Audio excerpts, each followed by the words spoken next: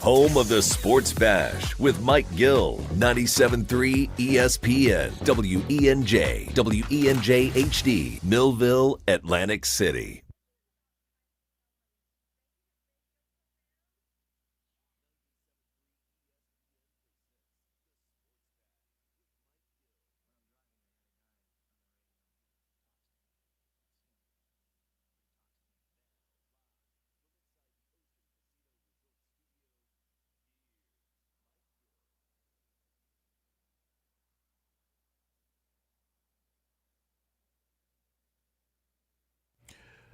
We are live on a Tuesday edition of the Sports Bash, 97.3 ESPN, the 97.3 ESPN free mobile app, live video streaming on the X platform, YouTube, at Mike Gill Show. Like, share, subscribe. What's up, everybody? I'm your host, Mike Gill. Josh Henning is producing today's show. You out there, we are buzzing and ready to go. How about that game last night? Sixers beat the Clippers. Fun game. A lot of fun watching that game last night. So much to kind of dive into on that game because there's a lot of microcosms in that game that I want to talk about with you guys. Also flipping back and forth. Cowboys. Anybody worry about the Cowboys? Are they back in this division mix? You guys all know the stat, right? No team has won the NFC East back-to-back years in like 20 years. Is it 20 or 25? I think it's 20. I think 04. 05 was the last time it happened. The Eagles did it 03, 04. Right now they're in line to break that trend. The Dallas win last night. Put anybody on high alert? I mean, they kind of dominated a game that they needed to dominate, right? They needed a game where everyone said, look at that team. Defensively, now they're playing the Raiders, who smell like a pair of athletic sweat socks. They stink. They are so bad, the Raiders. But I'm not going to take anything away from what Dallas did to them. You play a bad team, Rochambeau them. Don't let them hang around with you. They're down 6-3 early, and then they smoked them. I give Dallas credit. Their defense looked good. Offensively, they came to play. They're on the road. It's Monday night. They could have looked like they didn't, have their bleep together. No. They went out there and pummel-jacked that team. Did the Dallas Cowboys worry anybody? This is a team, the Dallas Cowboys, that can score. And if they could catch the ball in week one, we're probably having a much different conversation about this game. And I think the conversation about this game still has to be had is, what if Dallas wins this game this weekend? Now, listen, if they win the game, they're 5-5-1. Philadelphia would be 8-3. But isn't this a similar scenario to what happened when you were 10-1? And Dallas seemingly was way out of it? Remember that? It's interesting that this game is slotted in the spot that it actually is. Because if Dallas wins this game, they have an opportunity now to at least be within striking distance. So did anybody watch that game with that thought in mind? I'm interested to get the way you watched that Dallas game last night. Because I thought Dallas looked the best they've looked all year, maybe. And I know they're playing against the Raiders, who stink. But, hey, like I said, you got to go in there and you got to just beat up on bad teams. Sometimes it's not as easy to do. Dallas played Philadelphia that year. Remember, in 2023, we keep kind of going back to that season for a couple of reasons. Why? Something just didn't feel right about that team. You were 10-1. The Eagles went on a streak where they beat Dallas. They had a bye week. They went to Kansas City and won. They beat Buffalo in overtime. Then they got smashed by the Niners. December 10th, they played Dallas. They got blasted by Dallas in that game. That dropped Philadelphia to 10-3. Right? The Eagles were 10-3 after that game when they lost to the Dallas Cowboys. And that is when Dallas seemingly turned the tables on you.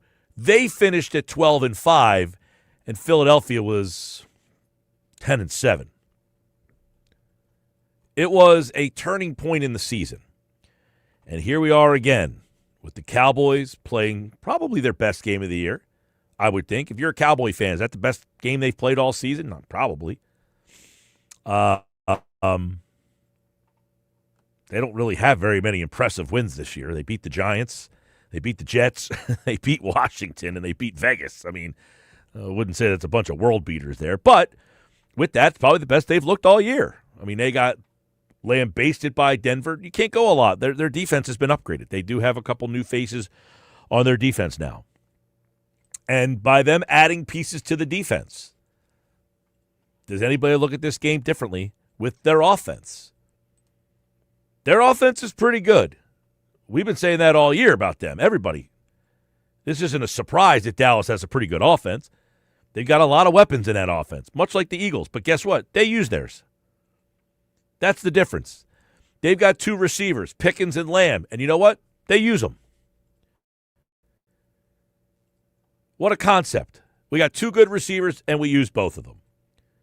You throw in Jake Ferguson, the tight end, another good player. He's a part of their offense. They run the ball pretty well. Javonte Williams is a weapon for them. Miles Sanders got hurt, so he's out. So they kind of shifted over to Javonte Williams, and he's turned into a really nice player for them. They run the ball with effectively. They have a very good passing offense. And now they think that they have at least, what did they say last night? Troy Aikman said, if their defense can just be mediocre, that would be a big difference for them. The problem for Dallas is, as Troy Aikman said, they're really going to have to pretty much run the table here. But to run the table, it started last night, and then it picks up on Sunday if they can win in Philadelphia. And if you can win, not in Philadelphia, the game's at Dallas, they can win that game. I bet you it starts to put some doubt in the Eagles' mind. No Lane Johnson. And put some confidence in the Cowboys' mind. Can I just backtrack something you said there real quick? Because I think it's very important to bring up. And it's something that I've wanted to have a conversation about here at times. And I feel like, no offense to anybody, but it's kind of been like, pushed aside. But Dallas does not have a great offensive line. They're actually down one of their best offensive linemen as a starter. They are functioning at a more efficient level, passing in the running ball than the Eagles are. The Eagles, on paper, have a better set of offensive linemen. Well, Dallas, we know the Eagles have had the offensive line has been a huge point of contention. Yeah, but my point is that you just said Dallas uses their receivers. They have a pretty good running game. Well, Dallas does not have a very good offensive line. So why is Dallas able to do what Philadelphia can't? Well, I mean, their offense is I think that one thing that Philadelphia does, and this is another whole story that we can get into here. Watching a little bit more of that game last night. Jalen Hurts holds on to the ball too long. He's not an efficient, get it out of the hands quick kind of guy. 1, 2, 3, bang.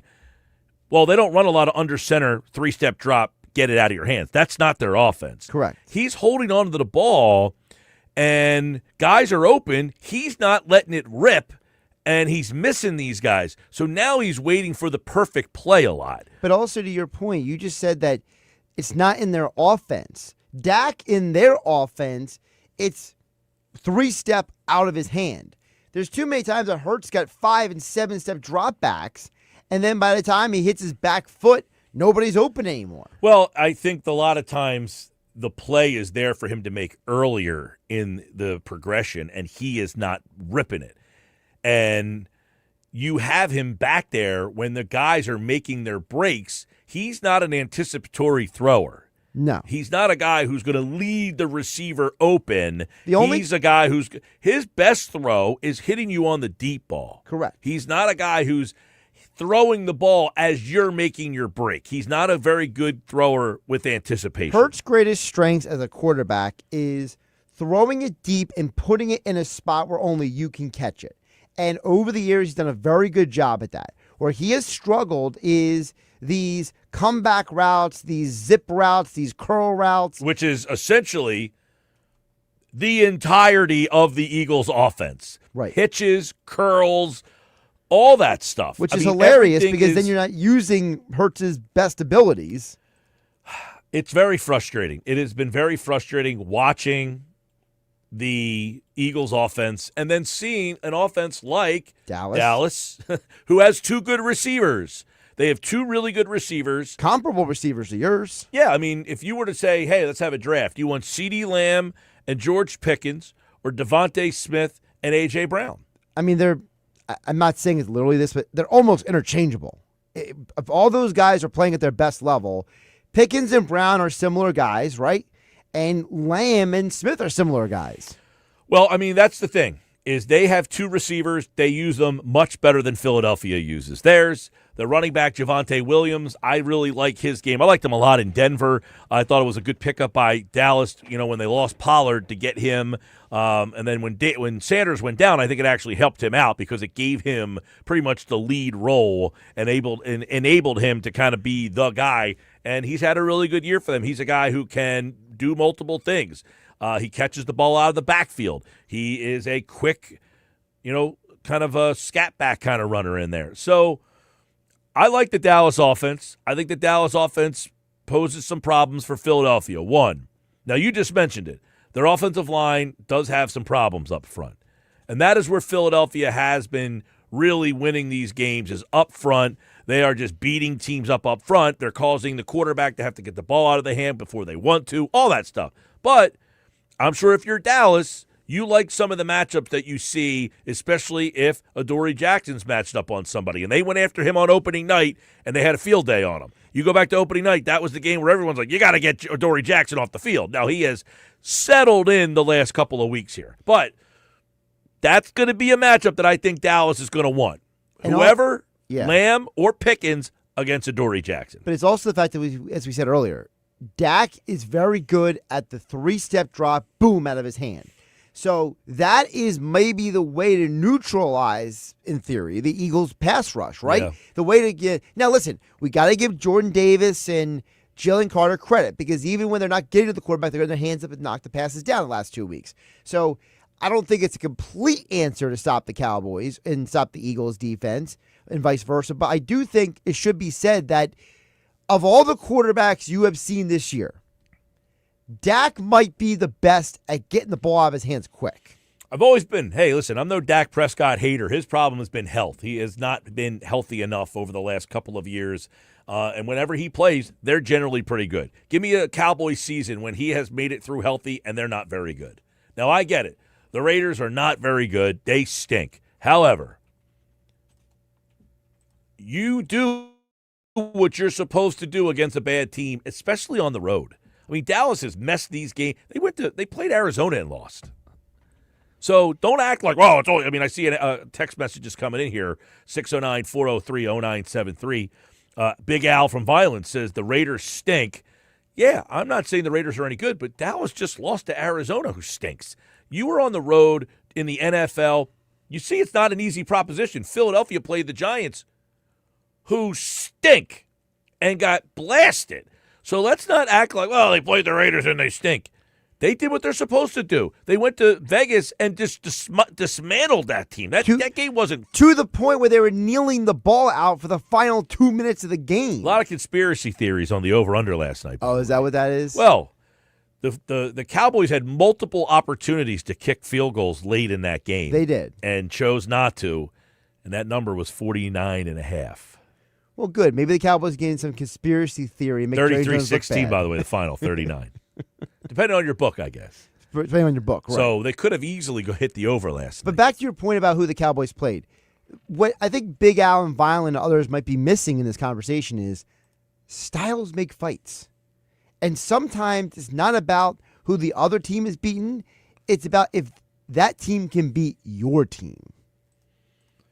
Sure. I mean, listen. It's a week-to-week league. We know anybody can beat anybody on any given day, and the Raiders are a team that is not very good. I agree with Big Al, but I also can say, listen, I got to give Dallas some credit. They went on the road on a Monday night. They could have easily overlooked the Raiders. You got Philadelphia next week, which is essentially your season. If you could beat Philly, your season stays alive. Right. You lose to Philly, they're essentially done. Right? I mean, I would think if Dallas loses one more game, they are 4-5-1 right now. They're probably going to have to get to 10 wins. And by the way, what hasn't been talked about enough, at least I've heard, maybe it's been some certain national shows I don't pay attention to, but the fact that Dallas benched their 2 starting wide receivers to begin the game, and then both of those guys went on to combine for over 200 receiving yards before 5 minutes left in the fourth quarter. Well, they were benched for missing some things. Yeah. Whatever that means. But, yeah, they both came back with Pickens had 144, the most by a Cowboys player on Monday night in 20 years. Do you know who the guy he surpassed? You said 20 years? Okay, who would have been the Cowboys' top receiver 20 years ago? 05. 05. You think about that. Was that Dez Bryant back then? No, it was not before Dez Bryant. A little bit before Dez, I guess. Before Dez. I actually saw this guy play in college, live, in person. Terry Glenn? That is correct, Ohio State. So Pickens did something that hasn't been done since Ohio State, since Terry Glenn in 2005. That being said, the moment you said in college, because I know when you were at West Virginia, was that big WVU versus Ohio State game back in the day. It wasn't that big. They smashed us. Well, it was big leading up. It was the opening game. It was the opening game. Right now, Dallas is the 10 spot. So they would have to pass Carolina, and that sounds like, Carolina. Carolina has the tiebreaker over Dallas. Yes, they do. And right now, Carolina has 6 wins, and Dallas has 4. Right. So they're 2 wins behind Carolina. They play Detroit coming up on, I believe, Christmas night. Is Dallas? No, not Christmas night. Is it Christmas night? They play Dallas. Detroit is a Thursday night game, I think, the week after Thanksgiving. I'll pull it up. No, that's right. No, it's right. They both play on Thanksgiving Day, and then their next game is against each other the week after on Thursday Night Football. So they'll play Detroit. They play Kansas City in there right after Philadelphia. They play Philly, Kansas City, Detroit. They would have to now pass Carolina in wins because they can't tie them in wins. Correct. They would have to pass Detroit. Now, I don't know what the tie-breaking, but they play each other, so it doesn't matter. Right, the winner of that game would be a head-to-head. Right now, San Francisco has 7 wins. So San Fran only needs 3 more wins to get to 10. Yes. Dallas needs 6 more wins to get to 10. Think about that. And I think you're going to need 10 wins to get into the playoffs this year. Agree or disagree? Yeah, 10 feels like the number that well, is right going to now, be the Mason-Dixon line. San Fran is the 7 seed. They have 7 wins. So they need 3 wins to get to 10. Right. Green Bay has 6 wins. They're interesting because they tied Dallas. Correct. Green Bay is the 6th seed with 6 wins. That tie right now with 6 wins, but the tie has them ahead of San Francisco. Yes. That tie always helps you. It, never hurts you. So Green Bay right now is the 6th seed with 6 wins, but they have 2 wins more than Dallas currently has. Seattle is the 5 seed. They also have 7 wins. They only need 3 more wins to get to 10. So, really, Dallas is going to have to win 6 more games to get to 10 wins. And I don't know that they have 6 wins in their holster. It's a very, very tough climb. They got Philadelphia, Kansas City, at Detroit, Minnesota. Can we just say really quick, you're talking about a Kansas City team and the Detroit team that are just as desperate to win as you are. They both are out of the playoffs as we speak right now. So it's Minnesota. It's not like either one of those teams is going to be mailing it in. The Chargers, who are going to most likely be desperate as well. Exactly. And then their last 2 games are division games with Washington on Christmas Day and the Giants. Man, how's Washington falling off so quickly? That's just wild to me. Well, they've been banged up. They lost the quarterback if you didn't pay attention. Well, I know That's part that, of the but I reason. mean... You asked the question. I gave you the answer. But I mean... How did it happen? Their quarterback. I mean, they lost the quarterback, and they've been a disaster. Well, it's more than the quarterback, the injuries. But it's just wild to me that some of these games have been absolutely uncompetitive. Well, their defense is banged up. And listen, they went to the NFC Championship game last year, and then they went old. Right. They tried to get veteran players and put Band-Aids on things to escalate from NFC Championship game to Super Bowl, right. And it backfired on them because a lot of those guys got hurt. McLaurin didn't go to camp. Now he's got the classic I didn't go to camp quad problem all season long. I mean, any of those guys who don't go to camp, can't trust them. They get hurt because they don't go to camp, and then they get soft tissue injuries. You're right. But that Dallas situation, that's why this game this week is so big. Because if they win this game, their season stays alive. And then they have 5 wins. And, okay, we could start to see ourselves. If you beat Dallas, they're done. They're out. And then basically the division is yours. I saw somebody tweet last night, the Eagles can actually wrap up the division by Black Friday. That's true. Which would be crazy. I could take off the whole month of December. That would be awesome. 609-403-0973. Well, just because you wrap the division doesn't mean you'd be the number 1 seed, though. No, they still have to play for, obviously, seeding. But I'm wondering if anybody out there watched Dallas play last night and say, that team might be a little dangerous on Sunday when Philly goes down there. And then remember, you played them in game 1, and that game was a fist fight. And Quinnen Williams last night made his debut for the Eagles, for the Cowboys, excuse me. You forget that they made that trade. Obviously, he hasn't played there yet. He made a huge impact. He had a sack and a half. He had 3 pressures. He had 5 quarterback hits. And that's a better season than he had with the Jets the whole year. He had a better night, 1 game with Dallas, than he had with the Jets all season long. So that's a guy they didn't have the first night. And where are the Eagles really struggling right now? The interior of that offensive line, and now you've lost Lane Johnson. It's kind of an interesting game. I mean, I thought the first game was interesting. You know, I thought Dallas's offense would give you problems, and I thought their defense was so bad that you were going to beat them, but that it would be a shootout type of game. Now, here we are 11 weeks later. Your offense stinks. Your offense stinks, and they can score. So are we just in one of those games where the defense will just shut them down? They'll score 10 points in the game, and we just have to score 13. Is that what we're hoping for this week? Oh, boy. All right, Eagles-Cowboys week. Let's get into it. We'll have some fun with it. How many Cowboy fans out there think the division is still in play? How many Cowboy fans out there think the playoffs are still in play? And Eagles fans, are you worried at all about this matchup this weekend with their offense and their ability to score points? Let me know. 609-403-0973. We're just cooking. We got 99 bottles, 4 more chances for you to qualify today on the Sports Bash. And don't forget, busy day. Sixers last night. What a night from Tyrese Maxey. You'll hear the unbelievable call from Tom McGinnis on that coming up. Plus, on the way, Paul Hudrick talks Sixers. You'll hear from the coordinators today, Kevin Patullo and Vic Fangio, 3 o'clock.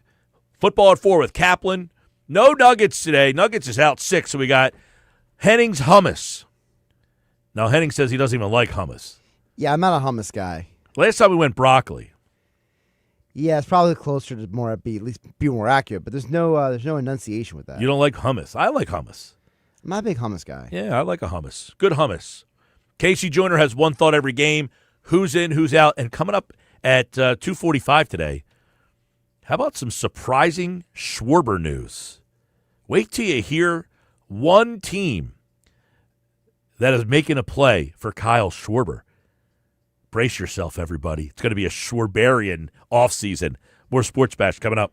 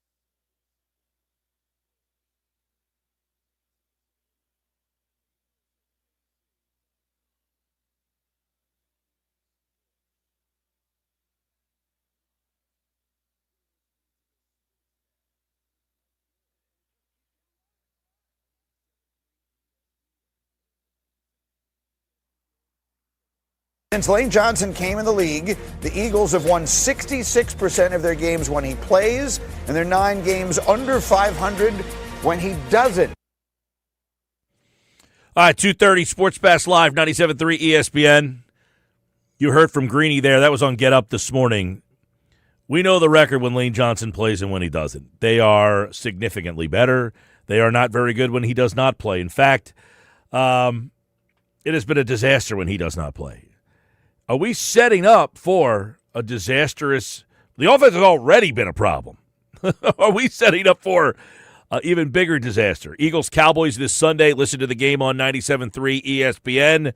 Plenty more from that conversation, though, that stood out to me that I thought was worthy of listening to and kind of commenting on here. Sports Bash Live. You take a look at some of the things that Philadelphia has going for them. Greeny gave you the update and the stat on what their win-loss record is. But it is a big deal for the Eagles' struggling offensive line, who were already struggling up front on the offensive line. But this is why it's an even bigger deal for the Eagles. Here's Jeff Saturday.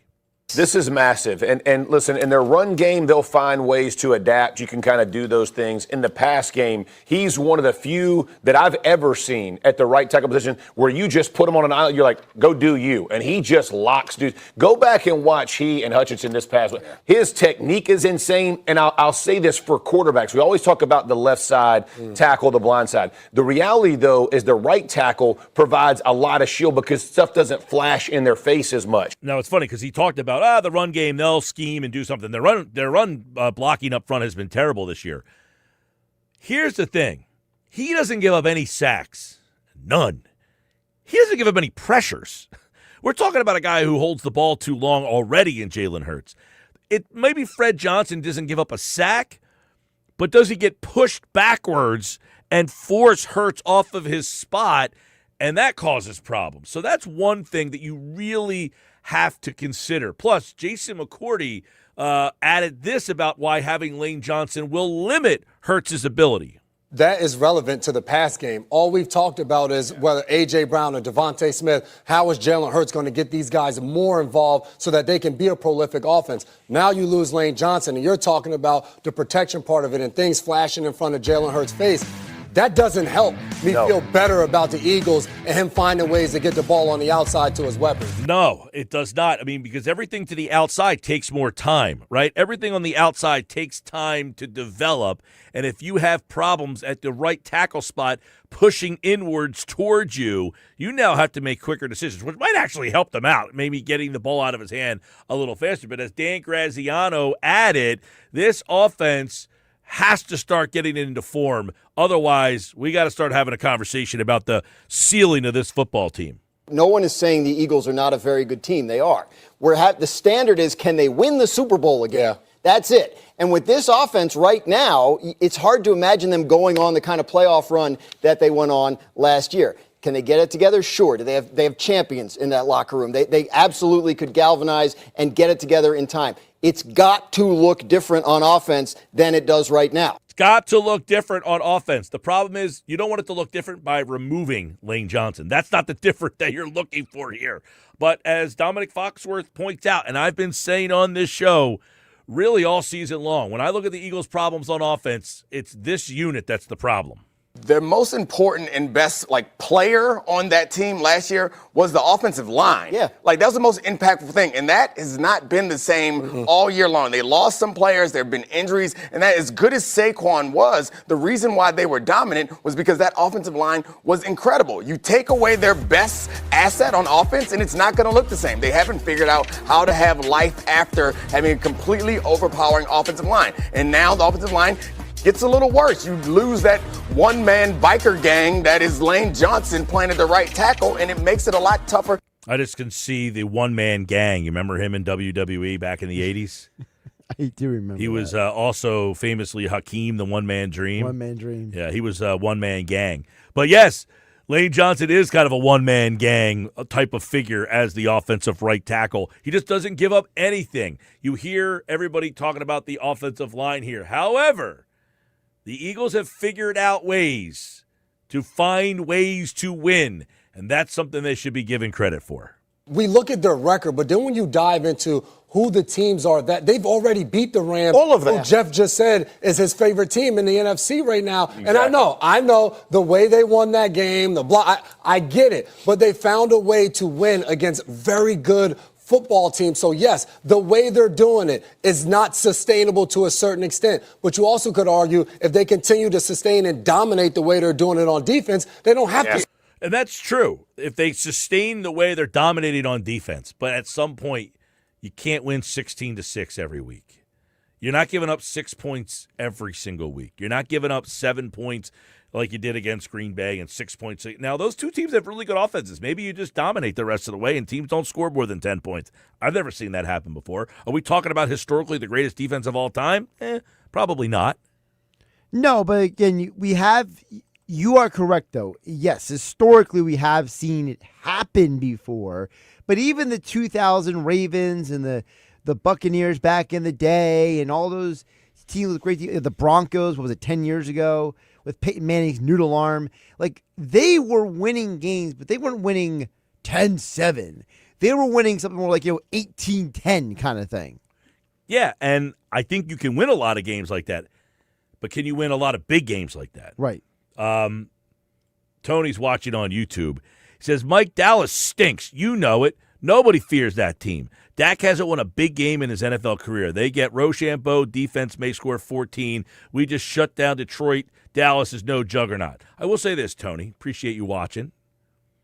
Hopefully you hit the subscribe button. Dallas hasn't won a big game. You said Dak hasn't won a big game. I agree. I wouldn't say this is a huge game, though. This is the kind of game that Dallas does win. It's a kind of a meaningless type of game. I mean, it's the one where the Dallas fans feel like it's a Super Bowl because they beat the Super Bowl champions. They beat the Eagles, and they're Dallas, so they're not very bright. They think this is a big game. It's not really a big game, Tony. This is the kind of game Dallas wins, so they can puff their chest out at a meaningless win. I mean, this game doesn't derail Philadelphia's season, really, but it could kickstart Dallas's season so that they can have a failure down the road somewhere. See, this is where I disagree with that comment. I don't think this is a big game. It's a big game for Dallas. It's not as big game for Philly. I mean, if you're looking at number one seed, I guess so. Every game's a big game if you want number one seed. You can't lose, especially against a team that you're, quote-unquote, better than. But in his definition, he's saying Dak hasn't won a big game. This isn't a playoff game. This isn't a, that big of a game. But we also know that Dak has 40 wins at home in his career against the NFC East. So when it's in Dallas, he's very comfortable winning those games. Yeah, he has some crazy stats. I thought it was 22-2 against NFC East teams at home. Yeah, it's something insane like that. Like I forget the exact stat, but like the guy basically doesn't lose at home against the NFC East teams, right? Yeah. Let's go back to what Jeff Saturday said. And one thing that he's kind of pointing out here. You heard what McCourty said. They deserve credit for winning ugly. It's not that they just win ugly. It's that they also don't turn the ball over, and that stands out. Nick Sirianni, 40-2. 40 wins, 2 losses when his team wins the turnover battle. Yeah. 40-2, bro. That ain't lucking into wins. This team has morphed. We always talk about how do teams find ways to win. Right. That's what makes a team excellent. The Eagles, so their offense isn't as nearly as prolific as it was last year. Well, now our defense will hold 2 of the top, quote, offenses in the league, the Lions and the Packers. There's a reason that they've won. They've lost 3 of their last 27 games, y'all. It ain't by luck. It is by design. I agree with that.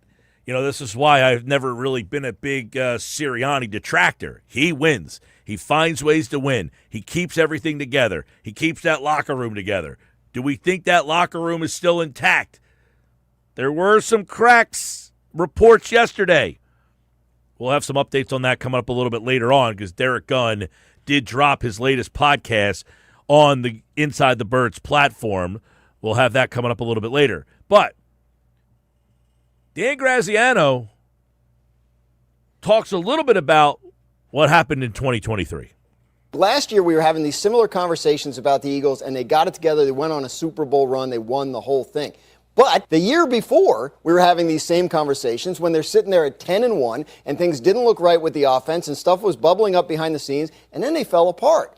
That's only 2 years ago with a very similar group here. A lot of the same players. In fact, all the same players except for Saquon Barkley. And now Barkley's here and the offense is worse. We asked John McMullen yesterday, which offense is better, this one or the one in 2023? And he said 2023, and it's not even close. That offensive line in 2023 was legit. Jason Kelsey, Landon Dickerson, Jordan Mailata, Lane Johnson, they were all the same guys, but they were 2 years younger. And I get it, Kelsey's not here. And then the last thing is, we keep talking about Kevin Patullo, the play caller. Somebody texted in yesterday, should they bring in Brian Daboll? Should they bring in whoever? I don't know that we can really quantify what all the changes of offensive coordinator have done to this offense. But Jeff Saturday played on a team that had the same play caller essentially his entire career with Peyton Manning. Let me just say this about the Jalen Hurts experience, because everybody's going to put this at the quarterback. This dude has learned, he has a new offensive coordinator every year. He learns new language, and people are like, that shouldn't matter. It matters in the NFL. It is hard. Peyton Manning had the same offensive play caller for 13 or 14 years. Tom Brady, same play caller. When we talk about like consistency in with a quarterback and with an offense, that stuff matters. Yeah. And so it's going to take time. That stuff matters. And you just wonder how much it has held this offense back that they just have not had the consistency as the play caller. And it's unfortunate. It really is. That's why I said, Kellen Moore, if he would have stayed here, it would have been interesting to see what this team would have looked like with the same guy for 2 straight years. Now, you could retort and say, well, their offensive line is still a mess. What would a better play caller do? I don't know. Fair retort. But I would have liked to see the same play caller for 2 years in a row just to see. Just to see. But we'll never get to that point. 609-403-0973. 609-403-0973. I think a couple text messages here I want to get to. I think this one from Ann in Northfield is interesting. He says, my Cowboys still have a puncher's chance, so to speak, but they are wildly inconsistent. Their only hope is to catch another inconsistent team such as Green Bay or Detroit. I only ask that they don't stop trying, and I'll be happy. Yeah, I agree. I think the Cowboys are an inconsistent but explosive team. Their offense is playoff worthy. Their defense has not been. Maybe it is now. There's just adding Quinnen Williams. Give them enough firepower defensively to make a one-possession game turn into their favor. I don't know. I mean, the way he's playing right now, it's certainly possible. And as you said, with the struggles in the Eagles' offensive line already, he is definitely going to be a problem. Mike, Jim in Williamstown, totally agree with you. Birds lose this week. Dallas sucks. Well, I didn't say they lose this week. I'm not ready to go there yet. Dallas is mediocre. They have a good offense. Dallas is a good offense. They have a very good offense, but the offense has not been the issue this year for them. It's been the defense. Guys, the fact that we're looking at how Dallas makes the playoffs must be a really slow news day. That Dallas team, if they win 6, they're lucky. Philly, Kansas City, and Detroit, loss. I wouldn't say it's a slow news day. I think Dallas played last night their best game of the season. I don't think that that's any – look, the conversation about them is – a long shot for them to make the playoffs. However, they are the opponent this week, unless you missed that on the schedule, Tony. If this wasn't Dallas week. Yeah, if this isn't Dallas playing Philadelphia, then obviously it's out of sight, out of mind. The fact that they're the opponent this week is the story. Right. That's the story. So it's not a slow news day when, the team that's on your schedule played last night and you watched them play and they did something you couldn't do. Exactly. They went on the road and played the worst team on their schedule, and they kicked the crap out of them. When you went up to New York in a primetime game, didn't go so well for Philadelphia. 609-403-0973. So, listen, their defense has a lot of issues still, and I don't think their defense is good enough. I don't think they're going to make the playoffs, quite frankly. I don't think they can win. They need to get to 10 wins. I don't see it happening. The only way it happens, they have to win this game this week. That's how it happens. They have to win this game this week. Otherwise, they are done. That would be my nail in the coffin for them. 609-403-0973. 609-403-0973. Keep the text messages coming. How about Mad Maxey last night? He was awesome. We'll get to that a little bit later on. Eagles and Cowboys clash plus 99 bottles. But when we come back, how about this story? There is a team that is willing to pay Kyle Schwarber. That's not the surprise. The surprise is what team it is. You might be shocked when you hear it. That's next. This is the Sports Bash on 97.3 ESPN.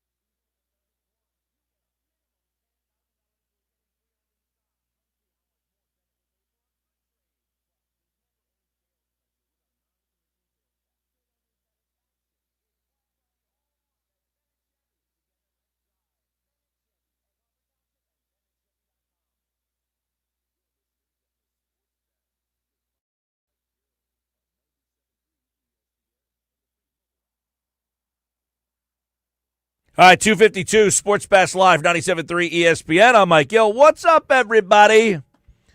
Eagles Cowboys week. Getting you ready for that big clash. But how about some Phillies news? So I came across this morning. According to Jeff Passan, ESPN.com, MLB Insider. Did you see this one? Now the Phillies are expected to be, wanting to bring Kyle Schwarber back. But they're expected to have a lot of competition. One of the teams that is expected to make him a big offer, the Pittsburgh Pirates. According to reports, the Pirates are willing to spend money. They offered Josh Naylor $80 million. He ended up going back to Seattle. Could you imagine seeing Kyle Schwarber wearing a Pittsburgh Pirates uniform? I'm shocked by the fact that they're involved in this. The Pirates of all teams. I don't know what to think about that. If you get outbid by the Pirates, what would be, the Pirates' offer? What could they offer him? Key to the city? There's a beer bar across the street called Mike's Beer Bar. It's a really good spot, by the way. Could they rename it Kyle's Beer Bar and give him all the free beer that he wants? Come on, man. Do I see him signing with the Pirates? No. Do I see him signing with the Phillies? It's going to be tough. You got the Reds, 40 minutes from his hometown. They're involved. Toronto reportedly wants a left-handed hitter to protect Vlad Guerrero. You got them in the mix. Can you imagine him wearing a Mets uniform? Oh, boy. Oh, boy. Oh, boy. Don't think about it. Don't think about it. Don't do it. I'm Mike Gill, Sports Bash Live, 97.3 ESPN. Coming up in the 3 o'clock hour, Vic Fangio, Kevin Patullo. You hear from those guys. And coming up today at 3:30, we'll talk a little Sixers with Paul Hudrick. Big win last night. Good game for Tyrese Maxey. 39 points in the win. 99 bottles right now.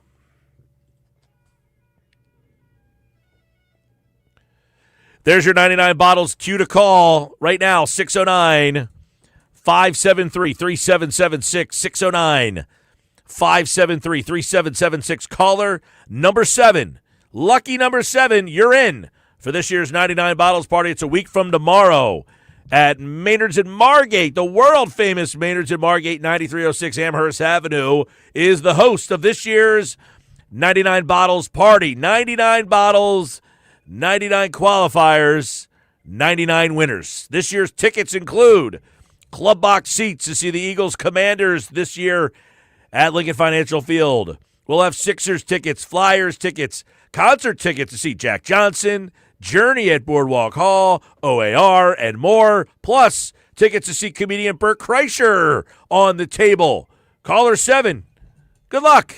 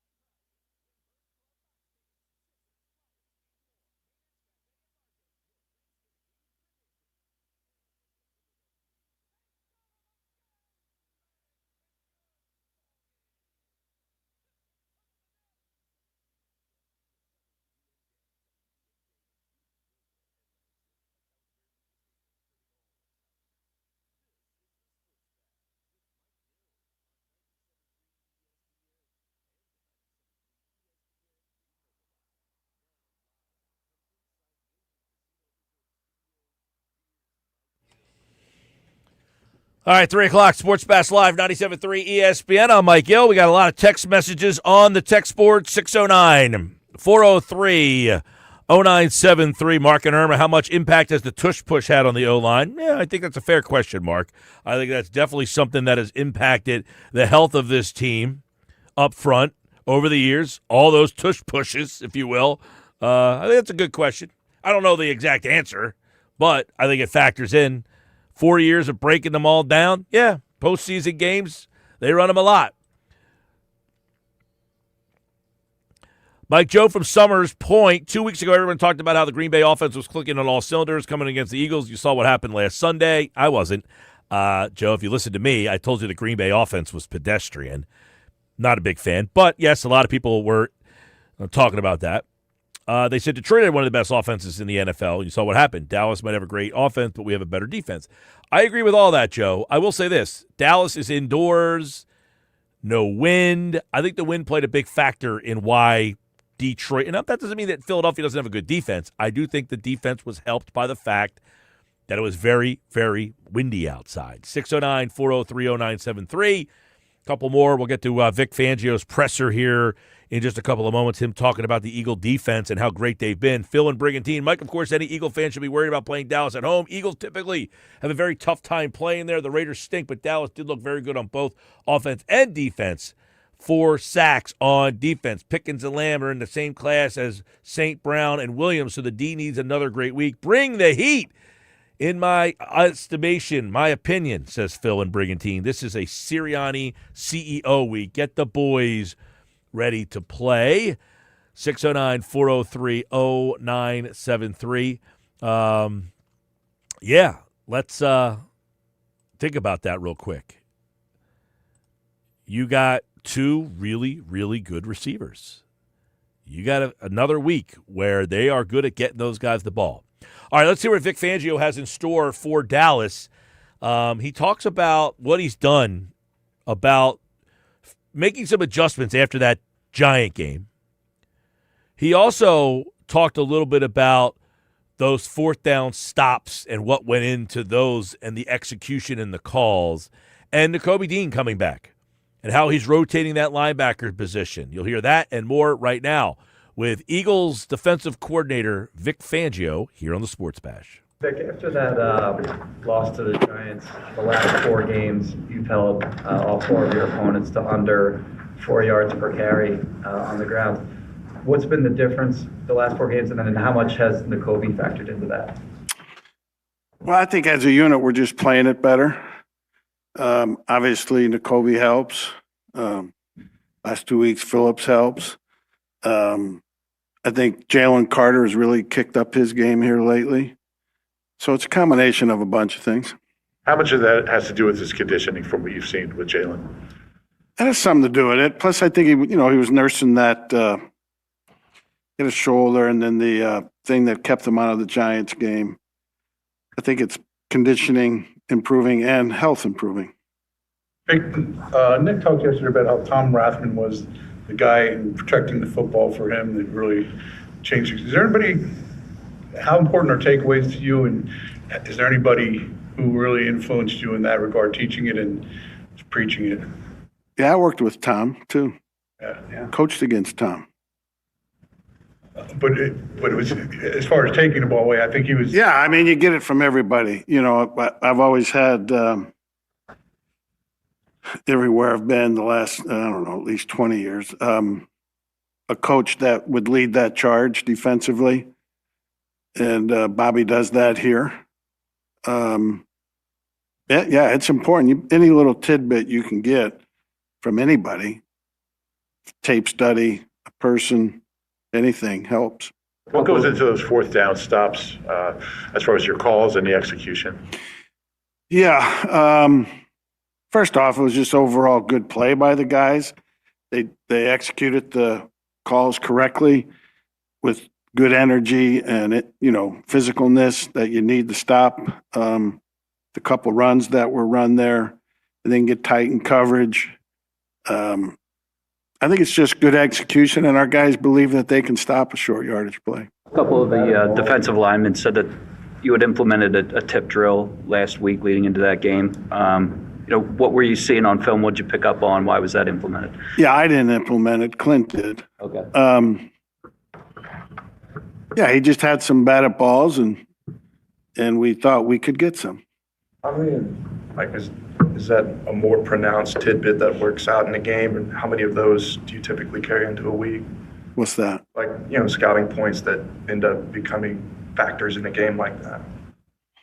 Well, you always try and identify things you can do that may help you win, that may not be so apparent to everybody. And that was one. With Nakobe coming back from the injury, were there certain things you were looking for to know that he was back to being himself? No, just overall. I mean, I know what he looks like when he's right. I think we did the right thing. He could have played that Giants game. I didn't feel comfortable doing that. And he's progressed nicely, both in practice and in the games, and you guys have seen it. Why are you keeping the rotation there? Why is what? Why are you keeping the rotation inside linebacker? Oh, just because, keep Jihad in there ready to roll because he's the next guy up in the as an ILB. But he's been getting time too at OLB. So he'll probably stay similar. There's a couple of those role of the bye week last year. In back-to-back seasons, you've come out of the bye, haven't allowed more than one touchdown in 2 games. Is there something to that time you have to regroup, or is that coincidence? Coincidence. So there was nothing that occurred during the bye this year that you think. We held no meetings with the players and no practices with the players. But I imagine you watch the team. And oh yeah, I mean we do our due diligence, but that's not the reason. No, the players are the reason. One more on Nakobe. Has it surprised you? I mean, he missed almost 9 months. Has it surprised you how quickly he's gotten back to himself? I know he worked really hard in his rehab. He was bugging those guys in the training room to come back earlier than they allowed him to. So from that regard, no. And Nakobe's got good instincts, good football acumen. It's kind of a football, I don't want to say it comes easy, but it comes natural to him. So that speeds it up too. He had a couple of those pass reps where he carried, Jahmyr Gibbs down the field and stuck with Jameson Williams. What goes into that? I mean, in terms of recognition and ability. Yeah, recognition is important, and hopefully that doesn't happen too many more times. You called Dory Jackson survivor last week. What'd you make of his play? I thought he played good. He got beat early for a couple, but hung in there. Made the big third down stop in the second half. And another play that was critical was in when we held them in the red zone. That tackle he made on either first or second down to keep it a short game was a big play. So I thought he played well. In terms of Nolan getting back and the amount of snaps he's playing, is it just to get him back in terms of conditioning, or are you guys still kind of going soft with the triceps? You have to speak to Tom about that. So what are the? I don't know. The snaps though. What about it? I mean, he's not playing as much as he was before the injury. Correct. They have put a snap limitation on him. Yeah. Okay. So with Nakobe, he wasn't responsible in those, and he just kind of picked them up. Is that no? That was his job. Okay. With Nakobe, we talked about his kind of uneven season earlier. Is he finding more consistency? Yes. And that's a part of us playing better too. He's, early in the year he had some, bad plays that led to big plays for the opponent, and we haven't had that lately. As a coach, with a young player like that, do you just kind of have to live with that early in a rookie's career? Yeah. I think I told you guys a story. Bud Grant always used to say, for every rookie you play, add a loss to your win column, the loss to your loss column. I heard another guy say you got to pay taxes on when you play rookies. So, but now it's game 11 coming up. He's not a rookie anymore. So it's been a few months since you played the Cowboys. Obviously, going into that game, new coordinator, new scheme, although you've probably seen Sean Iron before, but are they much different? Yeah, I mean, they're one of the best offenses in the league. I mean, they're like 2 in yards, 2 in points, or 3, first in passing, but yet 12th in rushing, which, they got balance. They're really a good offense. And with those dynamic receivers, the tight end, Javonte at running back, and Prescott makes it go. He's having a hell of a year. I was reading the comments you made about Jalen Phillips when he played for you in Miami, and it seemed you really felt he was coming on when that injury happened on the Black Friday game. Is there another level to his game now that you're back with him that you kind of pick up where you at the point you left off? When he got hurt in 23? Yes. Yeah, I think he's close to being back to that spot. I really do. And beyond that? Yeah, he's a young player still. He can still get better.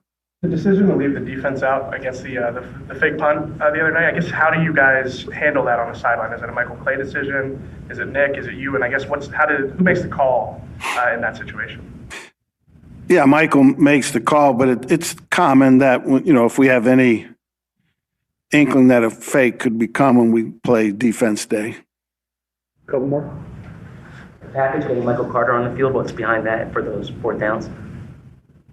Nothing. We just wanted to, play 6 DBs on those 2 situations.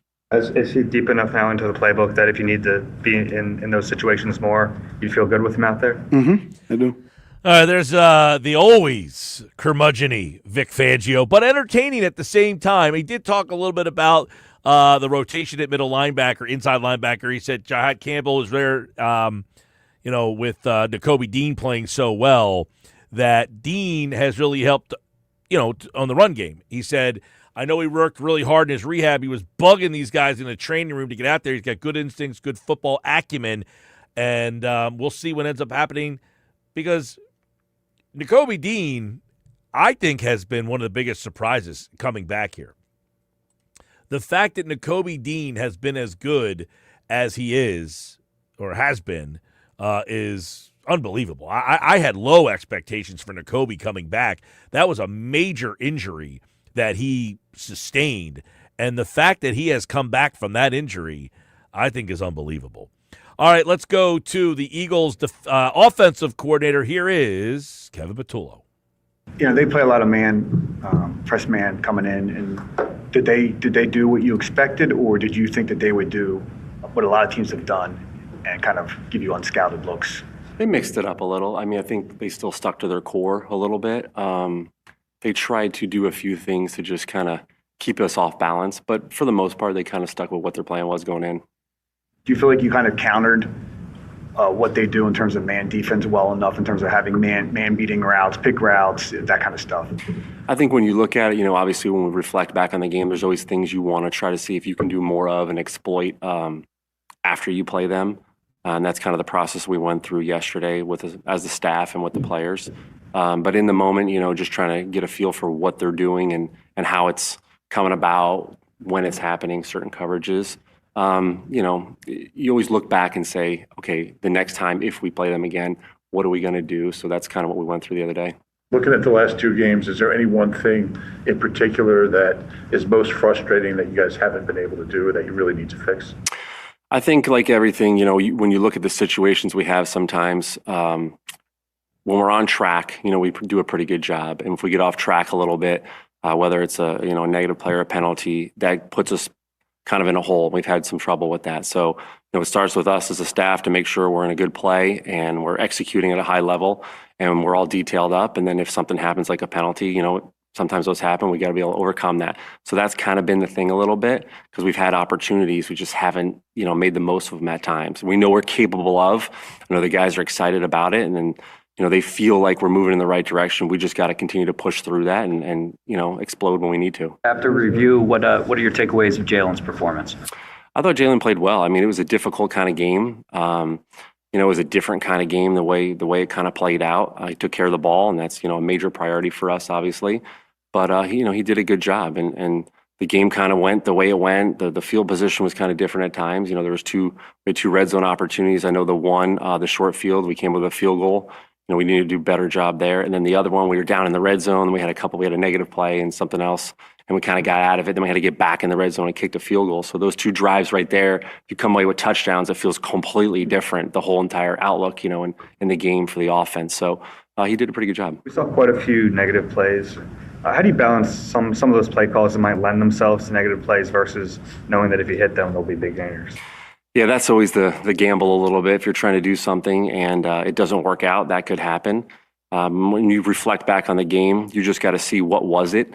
Was it a breakdown by scheme? Was it a breakdown by something they did? And try to correct it to make sure those things don't happen and we can stay on track as best we can. What makes you and the players feel encouraged that things are heading in the right direction, as you mentioned? And is there a sense of urgency now since it's week 12? To find that consistency? I think each game has been so different when we go out there and we have found a way to win. And ultimately, that's what we're trying to do. So I think that's obviously been the encouraging spot. But ultimately, we know, as a staff, we got to do the best we can to put the players in position. And they know they want to do their best as well. So I think collectively, we want to do everything we can to be operating a super high level at all times. But we also know there's going to be moments in the game where it doesn't go that way, and how we overcome that and make the play when we need to, or move the ball when we need to, or score when we need to is really the most important thing. AJ obviously had a high volume of targets. Was there a concerted effort to get the ball to him, and how did you feel like that impacted the flow of the offense? Yeah, it was really no different. I think really the plan was pretty much similar to how it was every other game with him, and the ball found him a little bit more, which is great. And he made some critical plays for us when we needed it, made some really tough catches in traffic, and that's what he's awesome. He's a phenomenal player and did a really good job from that standpoint. It was your lowest percentage of the 11 personnel since you've been here, and it was against a defense that seemed to like to stay in base and was missing some DBs. What was the thinking behind that? Well, without getting too much into schematics, when people want to play that style of defense, there's some things you have to make sure when you're in 11 personnel that you're kind of covered. So there's some things that you got to be cautious of. That's why sometimes other personnel can benefit you from that standpoint. What's been your evaluation, though, when you guys have been in 12 in terms of the run blocking from those extra tight ends? It depends on the scheme. This past week we were able to do some other things and then pull guys and do some different things. So the point of attack blocks were different.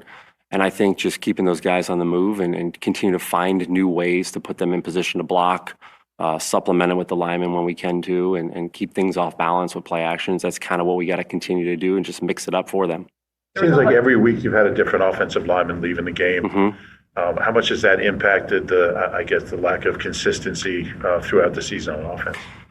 Stout does a great job having all those guys ready. They work extremely hard, and we trust anybody that's out there. But it is different, I guess you could say. It has been a different thing from week to week. We've had different guys kind of in and out of there, but they've all played extremely hard, and they know what to do. And we expect to just kind of keep it going the way it's been going. And wherever's available, we'll roll with. And I know everybody's eager to do what they need to do to help us win. How would you describe the run game in general on Sunday and Saquon in particular in that game? If you look at what it was, we knew it was going to be a very physical game, a very, a lot of guys in the box, that kind of slugfest a little bit at times. And for the most part, if the run efficiency was good, it was a different kind of game in that standpoint. We were able to get him on the edge and on the perimeter. He had some nice runs on the perimeter at times, which was good. So I think when you look at kind of what they were doing defensively going in, we knew what it was going to look like a little bit. And we were able to take advantage of a few things with that, like I said, and kind of get him on the perimeter. So obviously you always want to try to get more out of it, and when you look at it after and reflect, what else can we do differently to kind of get him out into space more? And there was a few that were really close, and I think that's what we felt like after the game. I know I talked to a lot of the guys in the locker room, the O-line. They knew it was so close, and even Saquon on a few plays, and that's why we just got to continue to stick with it and find ways to just get him in space and do what we need to do. Bixby has been someone that's always, it seems like he's always provided a spark in the offense. Is that a guy you want to get more touches to as well? Yeah, when he comes in, he brings a lot of energy. I think we talked about this a week or two ago, right? So the energy and the juice that he brings is awesome, and he runs extremely hard, and Saquon does a great job of knowing when he needs a break and when he doesn't, and Jamal does an unbelievable job having all those guys ready for anything that's in the plan, and he runs hard, and it's been a really good spark for us. There are a lot of guys on the offensive side of the ball have said many times throughout the season the defense has really bailed you guys out or has carried the team. Can that be frustrating sometimes on the offensive side if you feel like you're not the unit that's in control and you have to rely on the defense? Yeah, I don't know if it's frustrating. I think it's exciting to know that we have a defense that can do that for us, right? And I think the cool part about it is we're playing as a team together. And I think it just goes back to all of us as coaches and players. Everybody wants to contribute. So, you feel like, hey, if I can do more, I want to do more. And I want to express it and show everybody that I can do more to be a part of this. So, they're playing phenomenal on defense right now. And we as an offense have to continue to find ways to do what we need to and, take games over and not just do it in certain spots. We need to do it kind of throughout the whole game. There was a play in the to AJ in the third quarter down the left sideline. It looked like maybe he slowed up. Is that what you saw? What is the teaching point, if any, on that play? Yeah, it was a 3rd and long, I believe, right? And he got kind of tangled up with the DB. I'm not so sure he located the ball, wholeheartedly, but we just got to continue to find ways to just connect on those kind of things and work on them in practice. And really throughout the history of it, Jalen and AJ do an unbelievable job of connecting on those kind of things, and we'll continue to throw them to him, because he's going to do his job and get open, and we usually hit them. There was a play in the second quarter where AJ and Dallas both went through both of their hands. They were both in the same area of the field. Was that executed how the play is designed with them? So really what happened on that one was the ball was in the middle of the field, and we got kind of compressed on the way the spacing happened and the way the coverage happened. It was probably one of those plays where it's 1 out of 100 that could ever happen, and it just happened to happen on that one.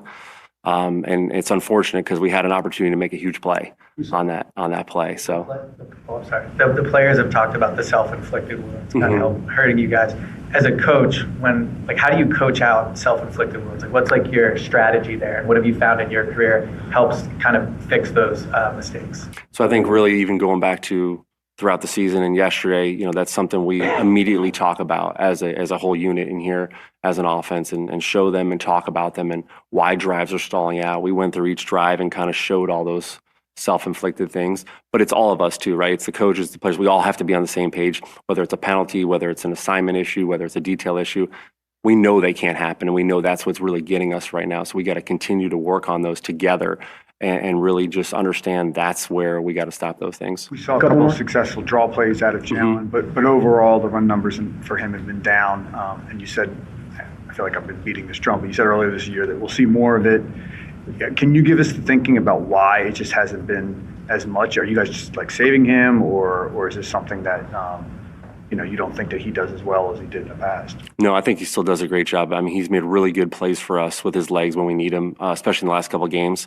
And I think if you look at some of the plays, there's a few where it could be him running or him throwing, and it's happened a little more this year where the throws happen more than the run. And I think we'll continue to use that because it is a dynamic part of the offense. When he's running the ball, he does a great job with it. Fred Johnson, the way he filled in last year, what did that show you? And the fact that you have that experience, how does that color, I guess, how you plan a game and call a game with him in there? I think really, the history of Fred is he's going to work extremely hard. He's going to know what to do.